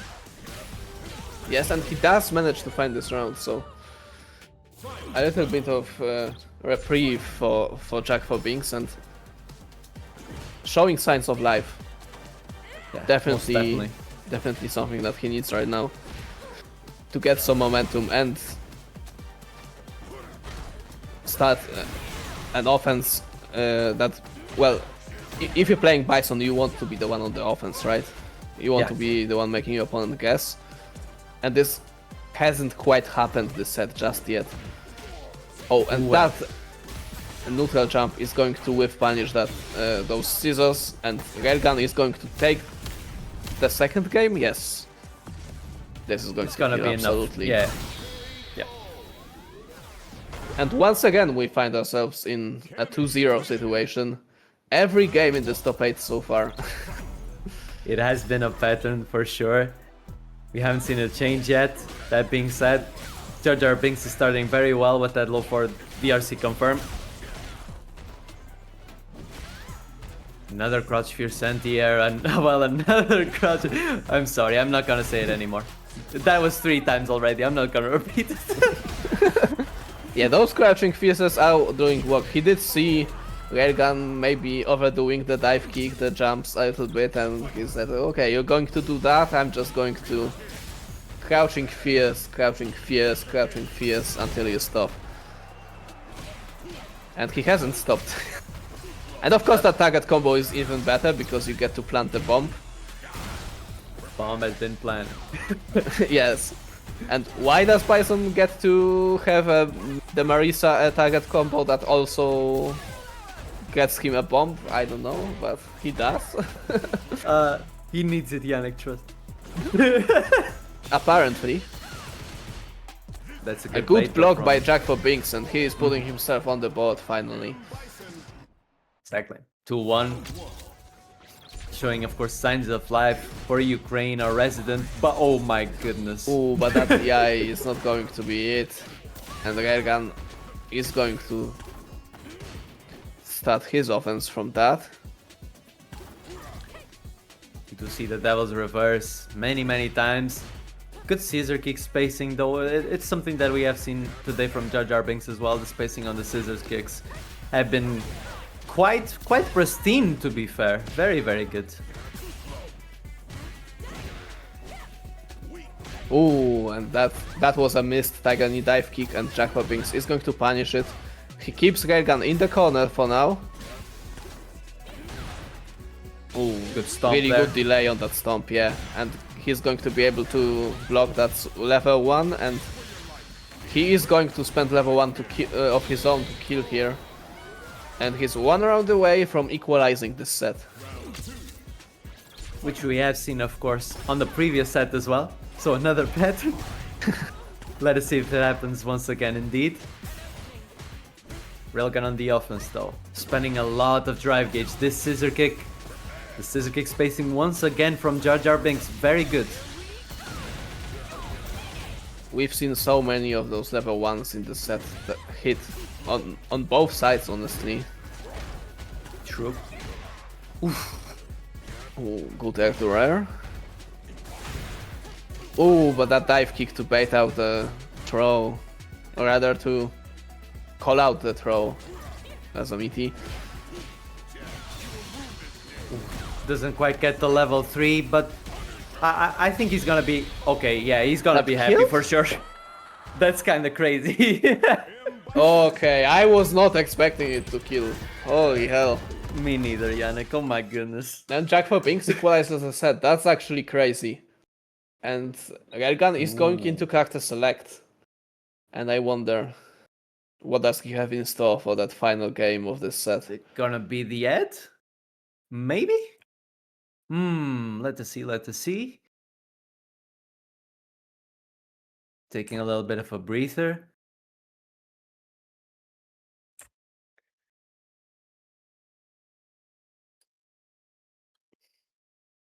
Still on the waiting room, of course. It looks like he's going to stay on the Kami and he just wanted to take a breather. Yeah. Could be indeed the case, and is gonna be the case, as Yannick said, and very well. We're going into, of course, the last match of this set. The second 2-2 that we've seen today, right? Yes. And let's see how this ends. For now, it seems that Railgun has regained the momentum. He does put Jack for Binks in the corner and does already get him to 50% health. Oh, that was crazy. Those side switches were kind of crazy on that interaction. Yeah, and is he going to finish the round 1 with a perfect? Oh, not quite. Not quite. There's the caster jinx. I think me and Yannick are the specialists of the caster jinx here in Europe. I'm not gonna lie. Really good. Once again, Railgun ready to walk back to side swap and make the Devil's Reverse whiff. Those have been happening so frequently, those are clearly intentional. And Jack for Binks needs to show some adaptation, and he doesn't have much time left because after this combo he's only going to get one more chance. And he goes for the reset. Ooh, he does Jack catch for the Binks was Ulriken. smashing level 1, so the reset doesn't work. And now it's going to be his offense. Does get the bomb, catching medium kick into the bomb, but doesn't get the combo from it. Good stomp though. Gets offense is going multiple pretty well. offensive reads right, and gets the overhead as well, so we're going to move into another final game, final round. But the patience from Jack for Binks to go for all of those multiple low damage offensive options to make sure that instead of trying to find a one big hit, he was ready to take multiple small ones that are easier to find. I think he had the. It was a tough cancel for the level 3, but alas. And he will Oh, get but it this now if one? he wants to. Yeah. Yeah, he's going to cancel it into level 3. This is going to be burnout. Railgun, of course, still on 3 bars, so he is going to be able to have a reply to a potential DI. But now he is going to have to worry about chip as well, and that level CA is going to hit. Not quite going to kill, but Jack for Binks joins him in burnout. Does he have a guaranteed chip here? No! Not with that move, and Jack for Binks moves forward after all of this. Immediately it's going to be Banshee Bomb versus Deems. Of course. Specifically, this is going to be losers. Yeah, the other losers' quarters. Exactly.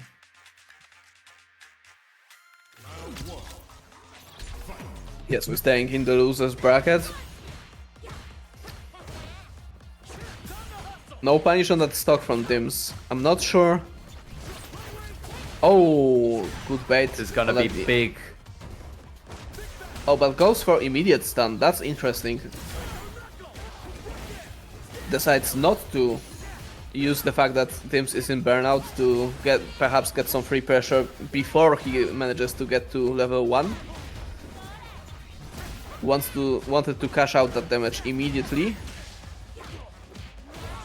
And it seems that Dims is quite ready to spend a lot of the drive that he just recovered just as fast as he got it. Yeah, for sure.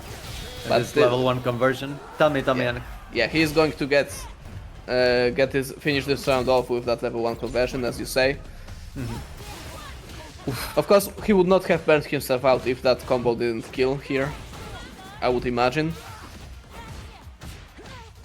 But definitely the speed at which Dims was willing to burn himself out twice in that round is something that Banshee Bomb might want to think about.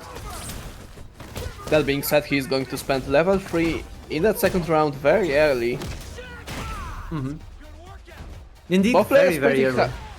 Yeah, both players are pretty high on drive, so it's not going to make much of a difference in terms of that resource, but spending the level 3 early in round 2 usually means you get some time to build back the meter, so it's not going to be that bad for round 3.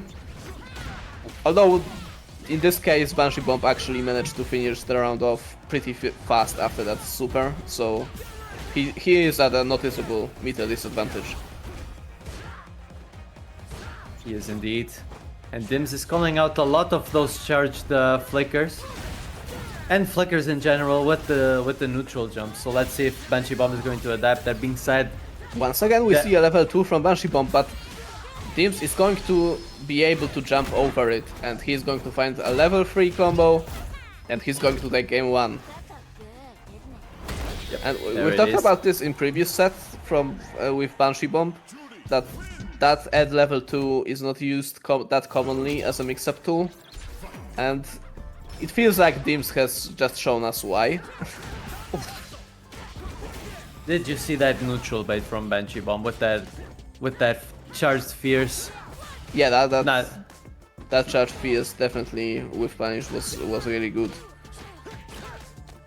I really like that from Banshee Bomb, I'm not gonna lie. That was a pretty cool interaction to see, in my opinion. Ooh, that being Ooh. said, I think it's the first blocked entire DP of the night for Banshee Bomb. I think it is as well, yeah. Ooh, we see the immediate Ooh. mash from Banshee Bomb, but Dims blocking, of course, that target combo. Yes, and doesn't confirm the target combo to its third hit. Goes for it on block, and that is punishable, and Dims does not let punishable moves like that slide. Ooh. This time Dims does get the cross. The cross up here on that TP. And in this set, both players seem to be very willing to go for reversals. Even Banshee Bomb, who, as I said before, was a pretty patient player on defense. Ooh, that's a pretty good level 3 though, on that neutral reset. Of course, catching Dim's decision to put the Yes, fireball but out on the I screen. don't think that was modern reactions, yeah, so it's not going to deal that much damage. Of course, it's still level 3, but Yeah, we could see, definitely. It was noticeable, the difference in the damage. I agree with you, Yannick. And that being said, of course, Dims is going to get a very, very sizable advantage. Another Of 2-0. Yeah, so let us see if the pattern, as you said, and very well repeats itself. once again, a good heavy punch with punish from Banshee Bomb. Good jump back. I like that jump back to avoid the mix-up from Dims. And he's going to be rewarded very, very kindly by getting that kill. Yeah, gets the level 1, gets the kill.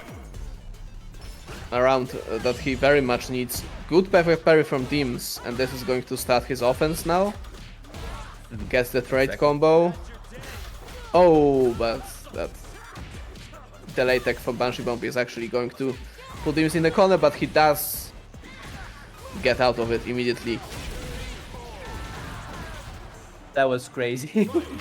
Yeah, he managed to do something that we talked about earlier, that sometimes you can jump forward on your opponent's wake up so that the wake up DP whiffs. And this is exactly what Dims has done to Banshee Bomb now.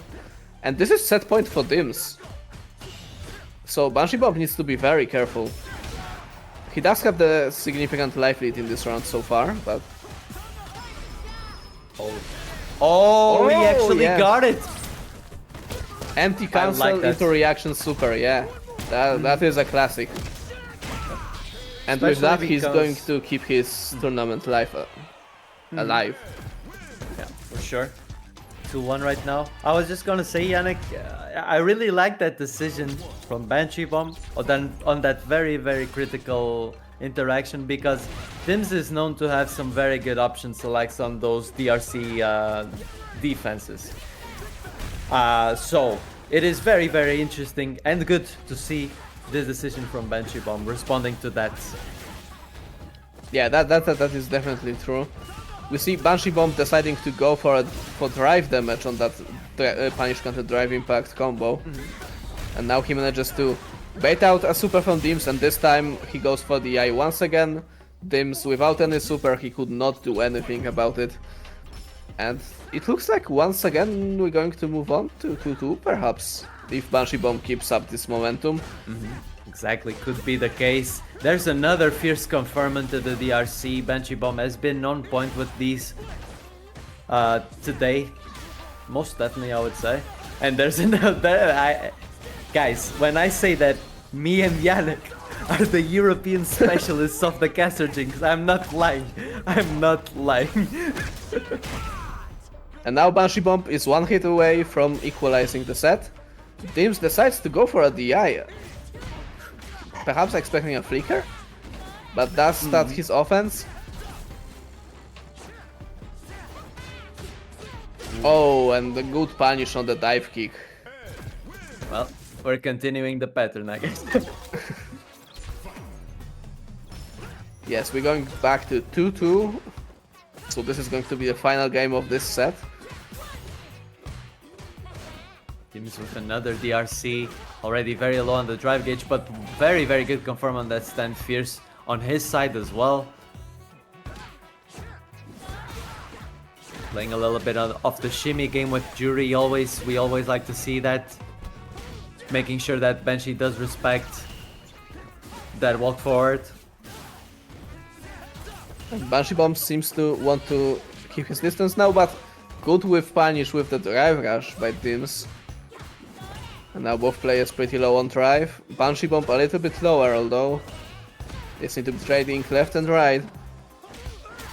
And this is going to be very close. One more interaction would do it for either of them, and Banshee Bomb finds the flicker, and it is Banshee Bomb who's putting himself on set point first in this final game. Exactly. And of course, if Dims does lose this round, he's going to be knocked out of today's qualifier. But he's telling me, Gallows, I do have the checks on those DRs, especially from Ed, so do not disrespect me. I'm sorry, Dims, that was very good. Oh, but that DP is going to hit, and once again we're moving into a final game, final round. Both players with free bars. Dims was very much managed to win that round very dominantly, so he didn't have to spend any bars. So this round is going to be both players on full resources. Good drive reversal on his part. I do think that, yeah, I'll talk about this on the end of the match. That being said, it's almost gonna be a kill, almost. Yeah, it's going to be very close. Banshee Bomb one hit away from being eliminated. Still needs almost entirety of Dim's HP, and he's going to find, I think that's a heavy kick? Yeah, stand round us, exactly. JP. That is my main curiosity for this set. Well, he seems to be hovering Mai for now. Exactly. And he's going in the Mai indeed, starting off with the Mai versus Tomoe. Let us see, guys.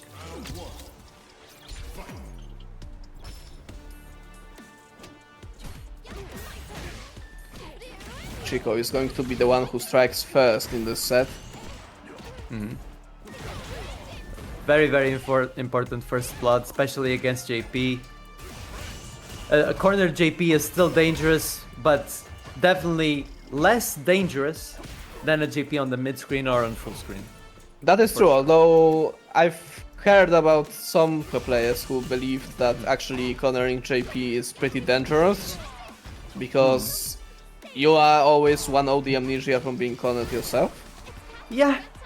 Yeah, There are people who big actually problem. believe that the argument is there is an argument to be made that it's actually not beneficial to you to corner JP in some matchups. I can see that for sure. Which is a little bit crazy to me, because if that's the case, then the character probably needs some balancing, I would say. Okay, now Capcom, now you need to listen, of course. Now you need to listen. I'm just kidding. I'm just kidding, but generally I'm not kidding, because I do think that JP does need a little bit of balancing towards the nerf side, Capcom. But alas, that being said, Chico will get the first match. Oh my goodness, Oh, what that happened? elbow is going to side switch into the wrong direction, but Chico not getting punished for it. Of course, 20 seconds into the round, that Tomoe is looking very, very good. Yes, this game is definitely so far looking much more at Tomoe's pace than the previous one. Definitely agree. That being said, Chico with the reversal there on that string.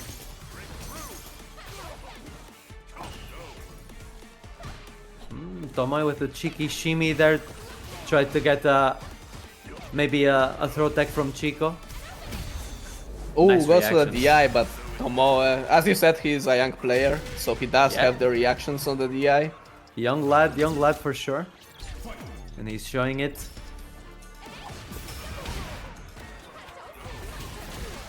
Ooh, I like that decision from Chico as well. Good whiff punish. On top of that.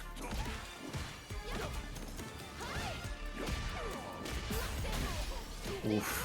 Chico is going to find a hit, and this is going to be burnout, and he's going to recover some drive for himself as well. Putting Tomoe in a pretty difficult situation. I was gonna Of course. say, Yannick, tell me. Of course, there's still one more round to play after that entire, so it's not that horrible, and Tomoe is going to have level 3 while Chico will not, so Very Maybe- sizable advantage. yes. Especially for JP, who has one of the best level 2 supers in the game. Exactly. We do have the possibility of seeing 2 level 2s in this last round, which is always very, very tough to deal with for the opposing side. Yeah, definitely. But it's Chico who's going to actually use the super first in this round with a wake up level 1 and a sizable life lead while having those 5 stocks. For Tomoe sure. needs to be very careful with how he approaches now. Chico going for, of course, the overhead on that mix. Very well defended for Tomoe. That being said, it is gonna kill with this throw on this last mix. Yes, it looked So- a little bit like Tomoe was going to get away with it because he was not going to get a combo after that roundhouse connected. I think what happened was the fan overrode the hit stun and actually made it more difficult to combo. Because it was a punish counter hit on that roundhouse, right? So It was. there would have been a follow-up available, but I think the fan actually messed it up. But Chico manages to find the throw and puts himself, once again we see a 2-0. And let's see if Tomoe is going to be able to make the comeback now. Again, another very good sweep with punishing Tomoe. Oh, he will drop Ooh, this a drop combo. combo, and Tomoe is going to take this round. He's going to finish with the command grab for maximum meter build. Fully optimal. Yes, sir. Level 2 on deck, and again another very, very clutch reaction on that DI attempt from Chico. Yes, he might be overdoing the DI a little bit. Just a tad bit. He's going to spend level 3 actually here to put Chico very close to losing, and well, it's difficult to argue with that decision. And Chico is going to go for yet another reversal, and Tomoe is going to be able to predict that and He is starting to mount that comeback. Let's see. Everybody is respecting the pattern from now on, I guess. It seems that way. Ooh, good DP. But alas, Tomoe responding very well with the DX Ghost.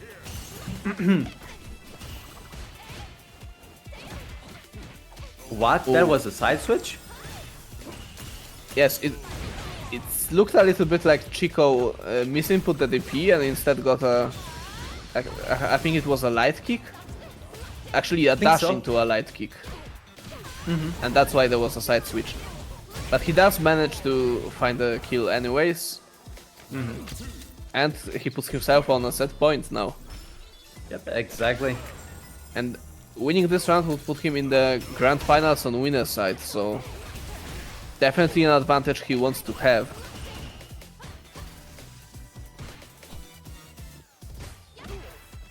Okay, poking a little bit, maintaining the space, but Tomoe finding some VOD. I think he said it was Triglab, the spikes, Yannick. I think Yeah, it is the name. I think that's what the chat said. So the EX Triglab. Now we do have the official name unlocked, guys. Let's go. Yes, Chico seems to be fishing for a jump in, which isn't a horrible option against JP, especially if you're able to delay your jump trajectory like that. But Tomoe does not give up just yet. Need to see the drive reversal on Chico's side again. Doing that drive rush Oh, and roundhouse to the beat. Braid is going to take it. So Chico is going to be the first one in the Grand Finals, the one who is going to... So I wonder what's going to happen now, especially now that 2-0 is not going to be the end of the set. So Yep. Definitely a different game. Tell me, Yannick, tell me. and we've seen plenty of comebacks today. Plenty of game 5s already, so let's see what Jack for Binks has in store for teams today. In what is a final set for one of those players Exactly. for today. Ooh. He's going to react to the eye, but this is going to put him in burnout. So it's not a horrible situation for Dims, although Jack for The Binks, awareness is there. yes, is aware of what Dims was looking for and does cancel into level 1. And he does Of have course. a very sizable left lead, which is good. Yes, but that does mean that he's going to be put in checkmate scenario here, and Dims is he's going to reset into a throw. Interesting. We haven't. I mean, we don't see that a lot, so I like that option from Dims. I like it. Yes, and he does manage to use that the threat of level 2. I should say more than the level 2 itself to make that comeback in that round. You can use a weapon in many different types, in many different ways. Yes, Rather. sometimes the threat is more dangerous than the weapon itself. Exactly. Listen to Yannick, guys. He's also a poet. And it is very true. Now Jack for Binks is in burnout. Dims is also very close to burnout though.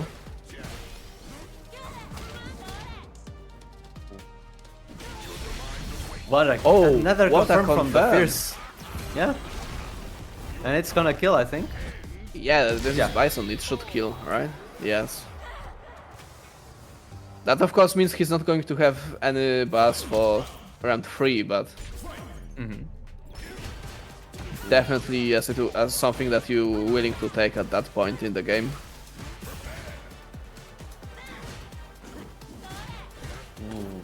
No punish on that whiffed scissors though. It barely evaded it with the backdash, so it was quite clutch already, even without the punish, but yeah, a little bit unfortunate for Dims on that case.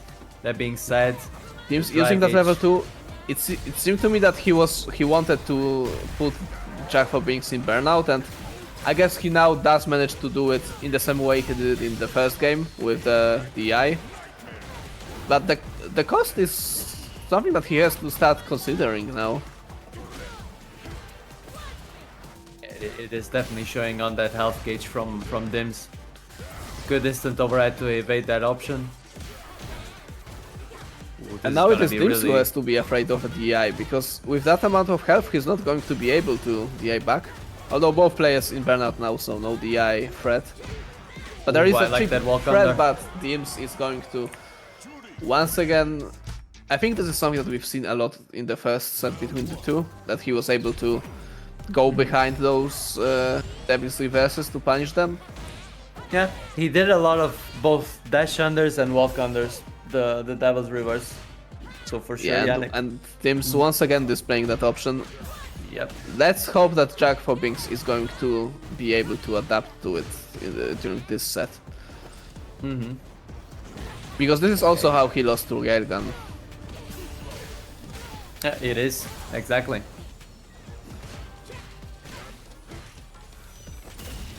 Gonna have that bomb detonation. But we're back to neutral once again.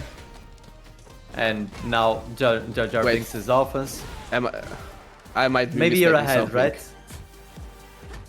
Railgun What? is correcting me that Jack for Binks actually beat Railgun, so I was Oh, mistaking. I guess I got some sets confused.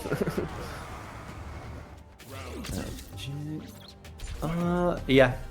Yeah, exactly. Well, it was the loser's quarters. It was 3-2 to Jar Jar Binks, of course, exactly. Okay, so this is something that was happening in that set, but Jack for Binks ended up winning it regardless.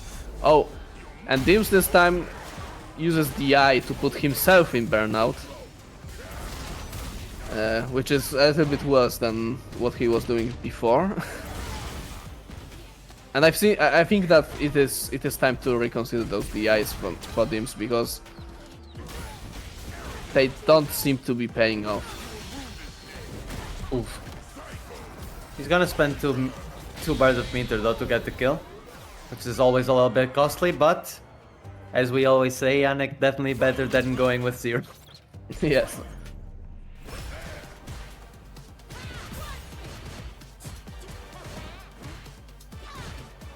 Heavy poking from both sides with the mediums and the heavies as well.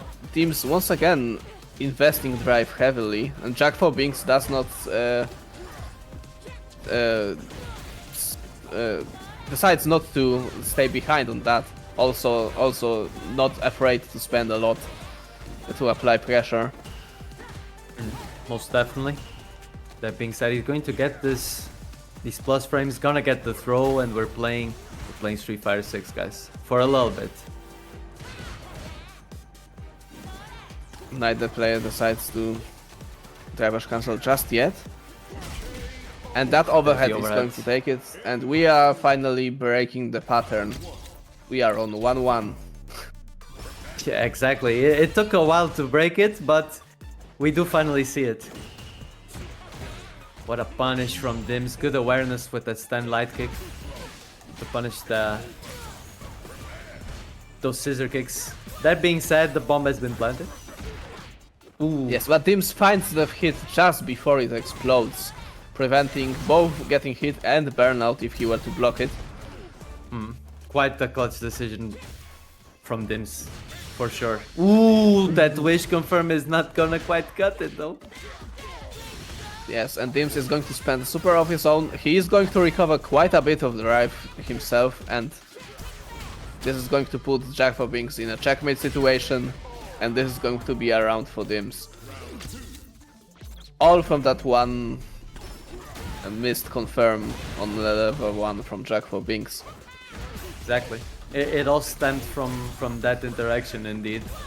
That just goes to show that, of course, Street Fighter 6 does have those kinds of checkmates if you, well, do some critical errors sometimes.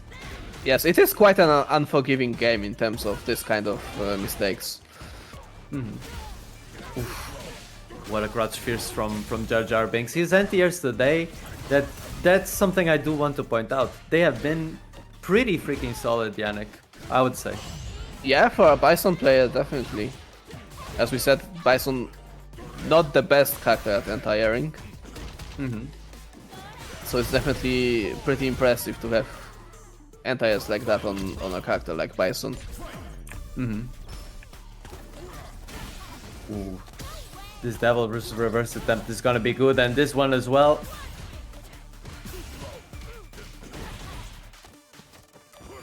Jack for Binks is going to start his pressure. He is the one with the life lead now. He has Dims in the corner. He's going to spend level 2. Interesting decision. Because that means he is no longer going to get the benefit of that bomb being on him. It is true. Traded it for quite a bit of damage. So it wasn't all that bad. That being said, Dims is gonna recover a lot of drive gauge from this, and it's gonna deal a ton of damage as well. I would say like maybe even like 50% from it. Yeah, 50 something maybe. Oh, and gets the overhead from the drive rush to equalize. And now I wonder, because I was thinking if he's going to if Jack for Binks was willing to spend super there, why level 2 instead of level 3? And maybe the idea was that since both of those players are so willing to go into burnout, he wanted to make sure he has one tool against the stun. Yeah, it does make sense. Seeing it from that angle, it does make sense. And speaking of burnout, Dims already is putting it. And he does have one bar, so there's going to be no checkmates here, but he would still have to react. But he does manage to recover the drive bar before Jack for Binks decides to go for it. Again, another Devil's Reverse finding its mark though. Definitely one of the... Oh! And not quite going to be it, and with that level 2 combo, I think... Oh my... What a bait with neutral jump! That was quite good from Dims. That was quite godlike even. That He read knew was that very, level 2 very combo good. was not going to kill, so he decided to go for a reset, and he also... That way, not only does he get around, he also manages to bait one bar of super from Binks that he wouldn't get if he was able to finish with that combo. So, really smart, cunning play from Dims. For sure. As it is usual from what we've been accustomed from him, but nonetheless, quite godlike. Quite a godlike decision, I'm not gonna lie. Yes, and now Jack for Binks is in burnout. He does have level 2, but a threat of a chip out is still there, and that counter hit, we're moving to game 5 once again. Yeah. And the pattern is coming back.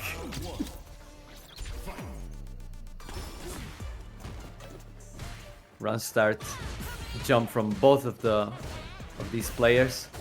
Dims of course getting the long end of this interaction and getting the corner as well. Yes, and Jack for Binks once again on the brink of burnout. Ooh, He does or manage to dedicate. recover some of it, but Dims is still on the offensive.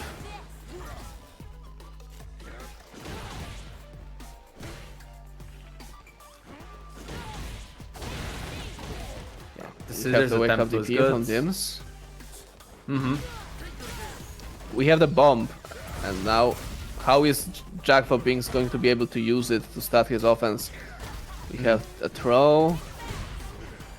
Dims going for the DI. Of course, we've already seen it multiple times that this DI, when the opponent does not have the health to DI back, and this time the DI is going to work against the OD Psycho Crusher, and Dims is going to put himself on the set point.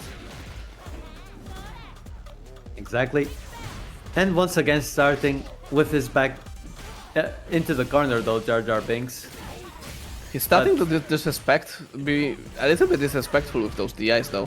Good jump back to call out that Psycho Crusher, and he's going to combo into DI to force a burnout. And now this is very dangerous for Jack for Binks, and he doesn't have any room for error.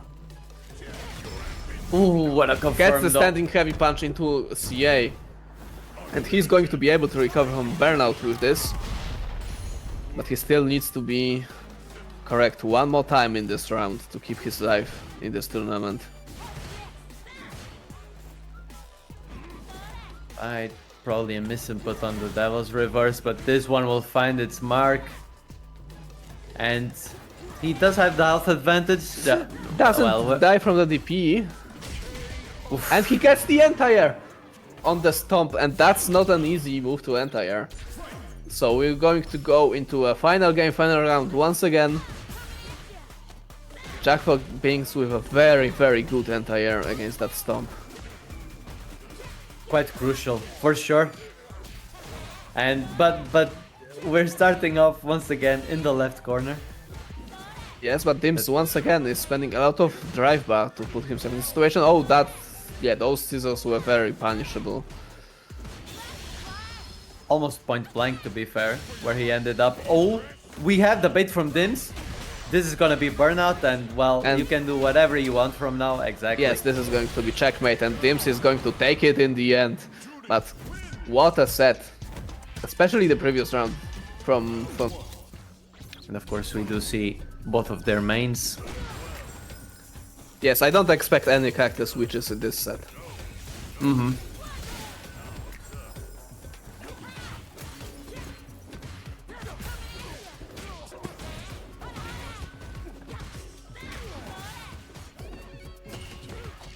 Good jump in from Tomoe. Manages to get out of the corner for a short while. But Dims keep going with those DIs though. Mm-hmm. He really is looking for those callouts for those DIs. And he didn't get punished too much for going for it today. Mm-hmm. That's true. A lot of heavy poking from both. I guess Under J is not here today, so he is the resident DI expert today. Yeah, someone has to take his place for sure. For sure. Chilling a little bit, 3/4 of the screen. Tomoe trying to get that cheeky sweep, but Dims not quite letting him do that.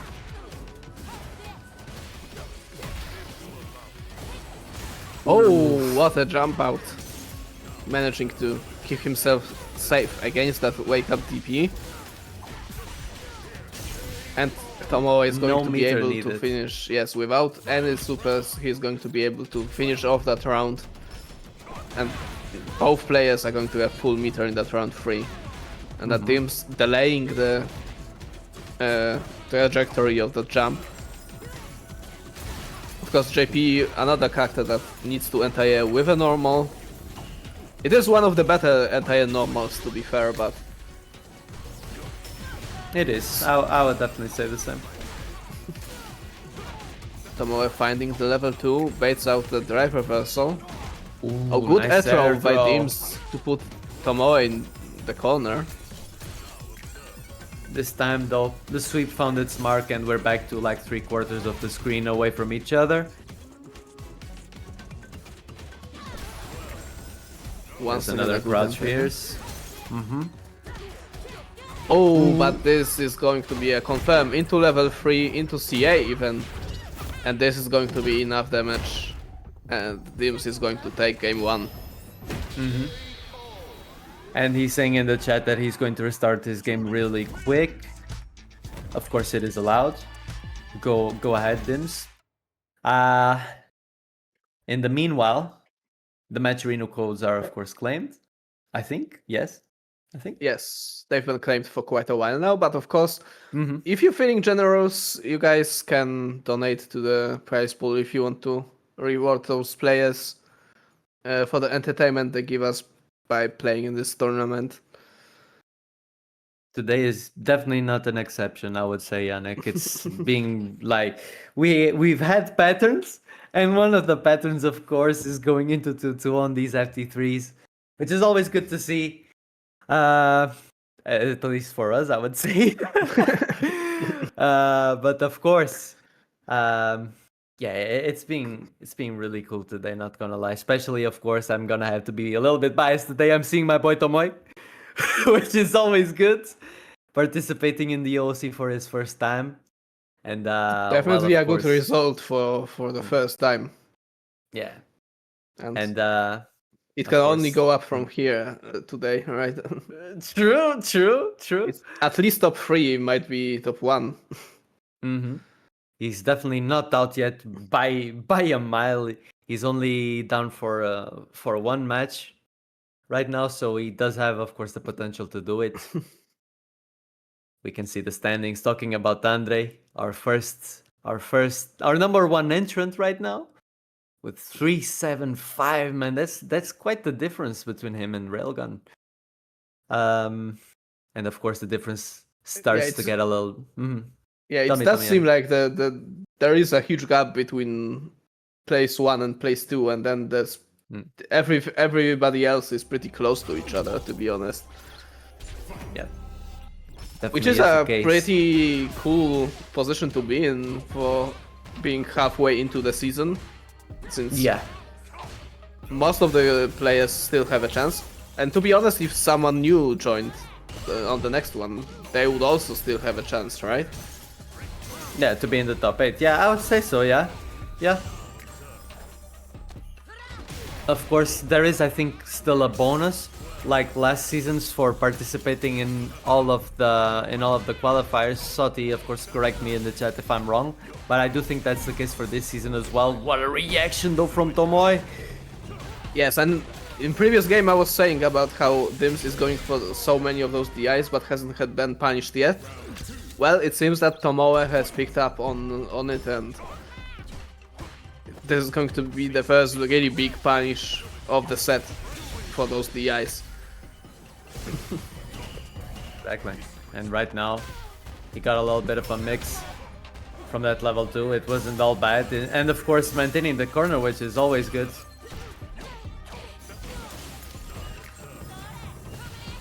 Yes, and this game is looking much more in favor of Tomoe. For sure.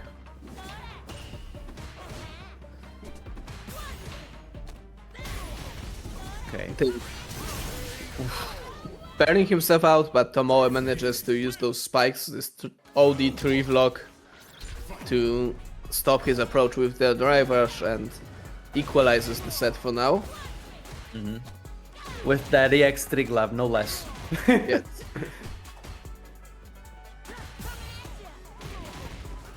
That being said though, Dim starting off really well on this third match. Good check from Tomoe, and he will be rewarded by getting that that small but important punish on the drive reverse. Yes, Dims has been representing the drive reversal quite a bit. Which I think is unusual, because usually you see the reversal used mostly by characters that don't have an OD reversal. But Dims seems to be comfortable swapping between using those two. I wonder what his logic is on when to use which. That is indeed a good question. I also sometimes use, for example, the drive reversal, trying to, of course, negate the DRC cancel from my opponent. One of my wishes for next season, Yannick, would actually be that drive reversal would be a little bit buffed on the startup. I don't think I will be getting it though. Let us see. Let us see. Well, they did make it less punishable, the season 1, They right? did. -8 to -6, exactly. Yes. Tomoe finding the meaty fireball to bait out the level 1 from Dims, and he's going to be able to find a with punish catching medium kick and move on to round 3 for this game 3. Exactly. Tomoe whiffing a few normals, and this time Dim's getting a very good whiff punish. But one thing that they're switching sides so many times in this match specifically, Yannick. It's being quite interesting. Yeah, that's true, but Dims has him in the corner and goes for the reset into overhead. And this might be it. This is going to be it, right? I think so. Not quite! He didn't spend all of his drive, but manages to find a trade to finish it off, but not spending all of your drive in this situation is pretty dangerous. Definitely. But this time it wasn't detrimental enough, and he got, of course, the match. But another clutch DI. reaction. And Tomoe going for immediate DI. Of course, Dims was very close to getting his level 1. enough meter for level 1, so he wanted guaranteed stun combo instead of pressuring during the burnout and risking him being able to react if he went for it later. Very sensible from Tomoe. Very sensible decision, as always, to be fair. And that was a hell of an air throw as well. That was a really nice air throw. But yeah, that is definitely a Tomoe way to play. Just taking the safe, mathematically correct, perhaps we should say, play without taking any necessary risks. Yeah, he's quite like that, to be fair. He does have a more savage side, but reserved to very, very specific interactions, I would say. 95% of the time, I would say, he's as you are explaining, Yannick, for sure. Very interesting combo from Dims, though. I don't know if you've seen it. Dims got hit by Amnesia, but with a meaty that made him still plus, and he managed to find the combo before he got hit. And he comboed into level 1 to use projectiles from his level 1 to clear out the projectiles from Amnesia. Very Interesting tool. For sure. I haven't seen anything like that before. Me neither, to be fair.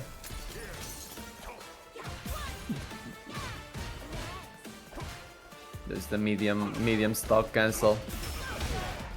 I've seen situations Marisa can do something like she can do safe jump into and if you Amnesia into the safe jump, you can do forward heavy knee into OD Gladius and charge the OD Gladius and use the armor on the Gladius to absorb the Amnesia projectiles.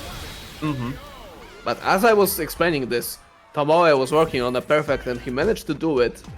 And once again we're going to go into a game 5. Continuing the pair. Let's go. And it seems that Tomoe is the one with the momentum right now. Let's see if Dims is going to be able to break through his defense. We do see that back throw. Always good to have for JP, of course, because the space that you get from that back throw is kind of insane for the character that JP is, I'm not gonna lie.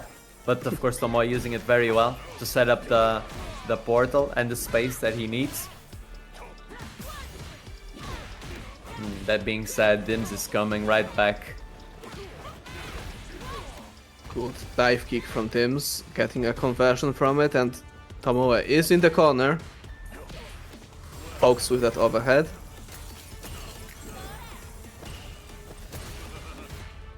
Trying to get Tomoe the with cheeky an driver's overhead of his overheads. Exactly, not successful though. But Once again we see Amnesia. yeah, and it will be quite successful. He will get out of the corner from it. Yes, we're back in the mid screen. Oh, but a perfect parry, and That is we're quite looking clutch. for a reset here, I think, with perfect Yeah. parry scaling. No, just for a safe jump actually. What a read from Tomoe. Oh my god! That's combos. Okay, that's Oh my god! on one side that looks pretty cool. On the Only other, because it is Tomoe and because I'm Portuguese, I'm gonna say this, Yannick. That was cool. Otherwise, Capcom, Yeah, but- what are you doing? yeah, why does he have that? Why can he? Why can't he from do an it from- amnesia juggle? That's crazy. Yeah, Oh that, my god. yeah, I agree that it is a little bit egregious, but at least it looks cool. Yeah, it does. Egregious stuff is better when it looks cool. It does. It does. That I do have to say, I definitely agree with you, Yannick. That was pretty freaking cool.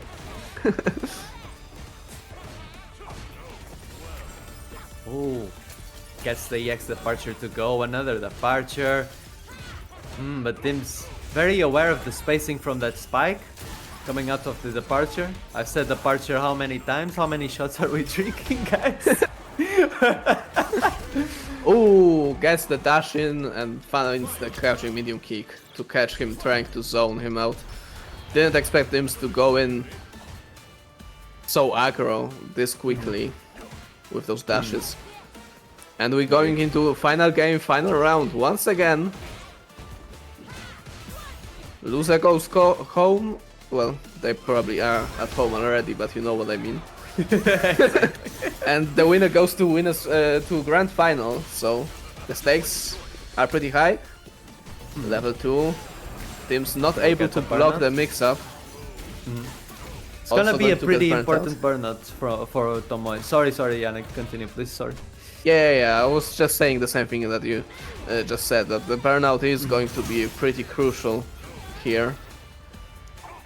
And the question I have is Dims going to look for a level 3 or is he going to use level 2 for pressure? He was getting the buffer on point there.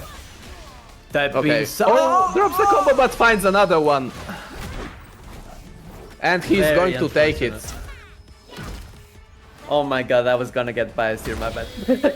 Anyways, yeah, even though of course Dims dropped that combo, he got a consequent, like, right after. Of course, this Like, is yet he to be got a- decided because grand finals is ahead of us, right? So Yeah. The grand finals in the OOC is most usually a banger. So, yeah. And we're going right into it, guys. Chico versus Dims. Let us go. Terry versus Judy. yes, and of course, Chico on that Terry. The Chico on that winner's side, so he has to only win one set, whereas Dims will have to win twice in order to win this tournament. Quite the mountain to climb for Dims for sure. Yes, especially since Chico has not lost a set in this tournament just yet. Yeah. He's clearly on a run for sure, but so is Dims, to be fair. Yeah, That that's set versus bracket was pretty. Oh, but What a that scramble. projectile actually messed up his DP punish. But Dims is going to be ready with level 2. And how is he going to mix it? Oh, Chico finds a counter hit during Jury's level 2. Ballsy, That's actually at least. crazy. Yeah. It was very ballsy from Chico. But it worked out in the end.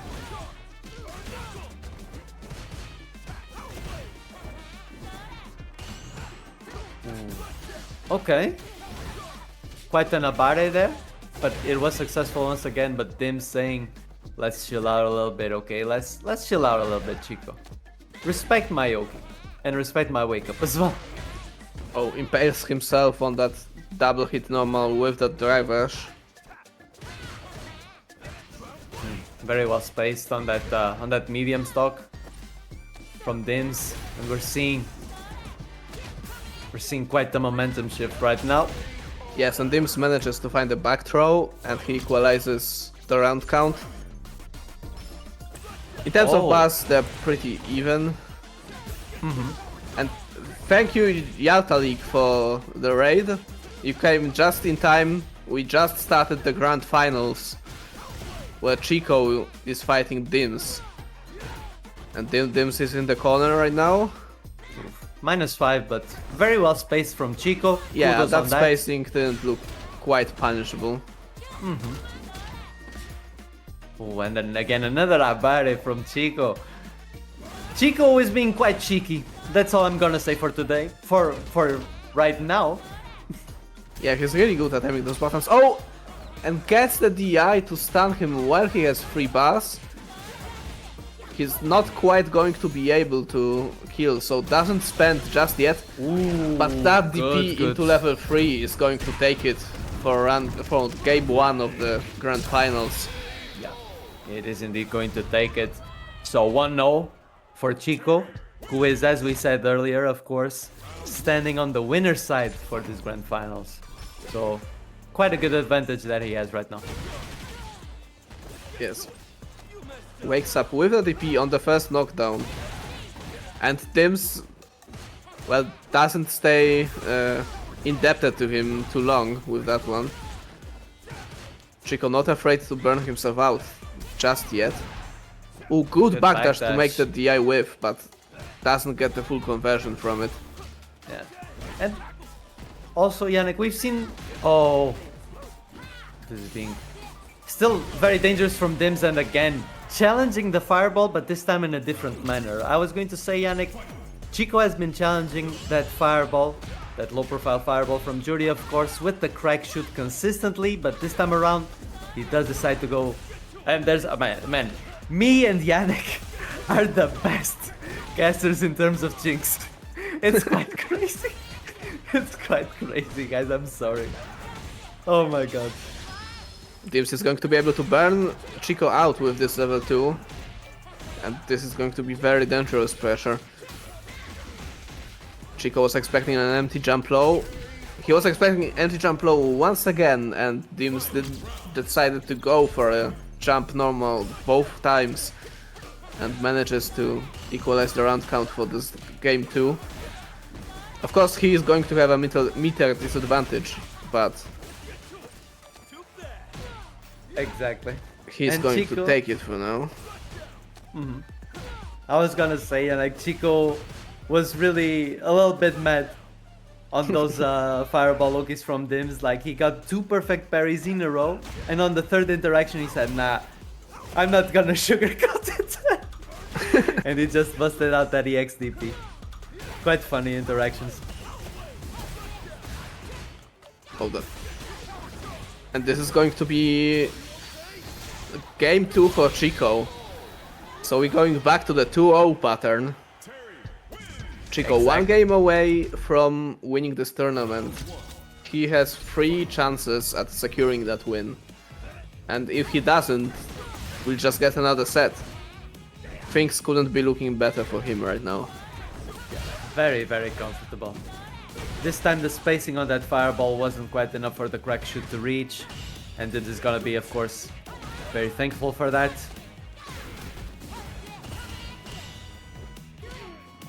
Stand medium punch anti-air, but Chico said, I do have a DP on my own. Of my own, my bad. And burnout he's going for to both be of able them. to react to the DI, both players in burnout. Ooh, that call out on that throw from Dims, saving the round for him. At least for the time being. And the neutral jump is going to beat the burn knuckle. Really clever stuff, good call outs from Dims. It was quite close though to getting that anti-air. Yeah, burn that knuckle. is true. Quite close. Fortunate for Dims, of course, it wasn't the Dims case. close to burnout once again, but manages to claw his way out of it, and now it's going to be Chico who's going to be close to burnout after this level 3 completes. Yeah. And he's also going to be pretty close to death. Ooh, 3 consecutive lows from Dims. And it paid out in the end. Chico is Level 3 from Chico. He knows he cannot afford to block anything, so he has to go all in. Yes, yeah, he's going that to is level the 3. option, and it's gonna work. That was the option, and it is working indeed. Well, Yeah, as I said, he was in burnout, he wasn't able to block any special, any super, so he just decided to go full all-in mode and goes for the hard call out that after that Barnacle Dims is going to press something, and he was right, and he manages to put himself on tournament point. ooh. Cheeky from Dims though. That delayed option from the driver speeding the check from Chico. But quite the drive gauge advantage right now, and the burnout as well. Yeah, it's not looking that great for Dims. He's Ooh, going especially. Oh, he's And that using the might be Dims it. against Dims. He's using the Dims reset Yes, this is against going to Dims. be it. Chico is going to Yeah. take it with a clean 3-0. What Yeah. a run from Chico, man.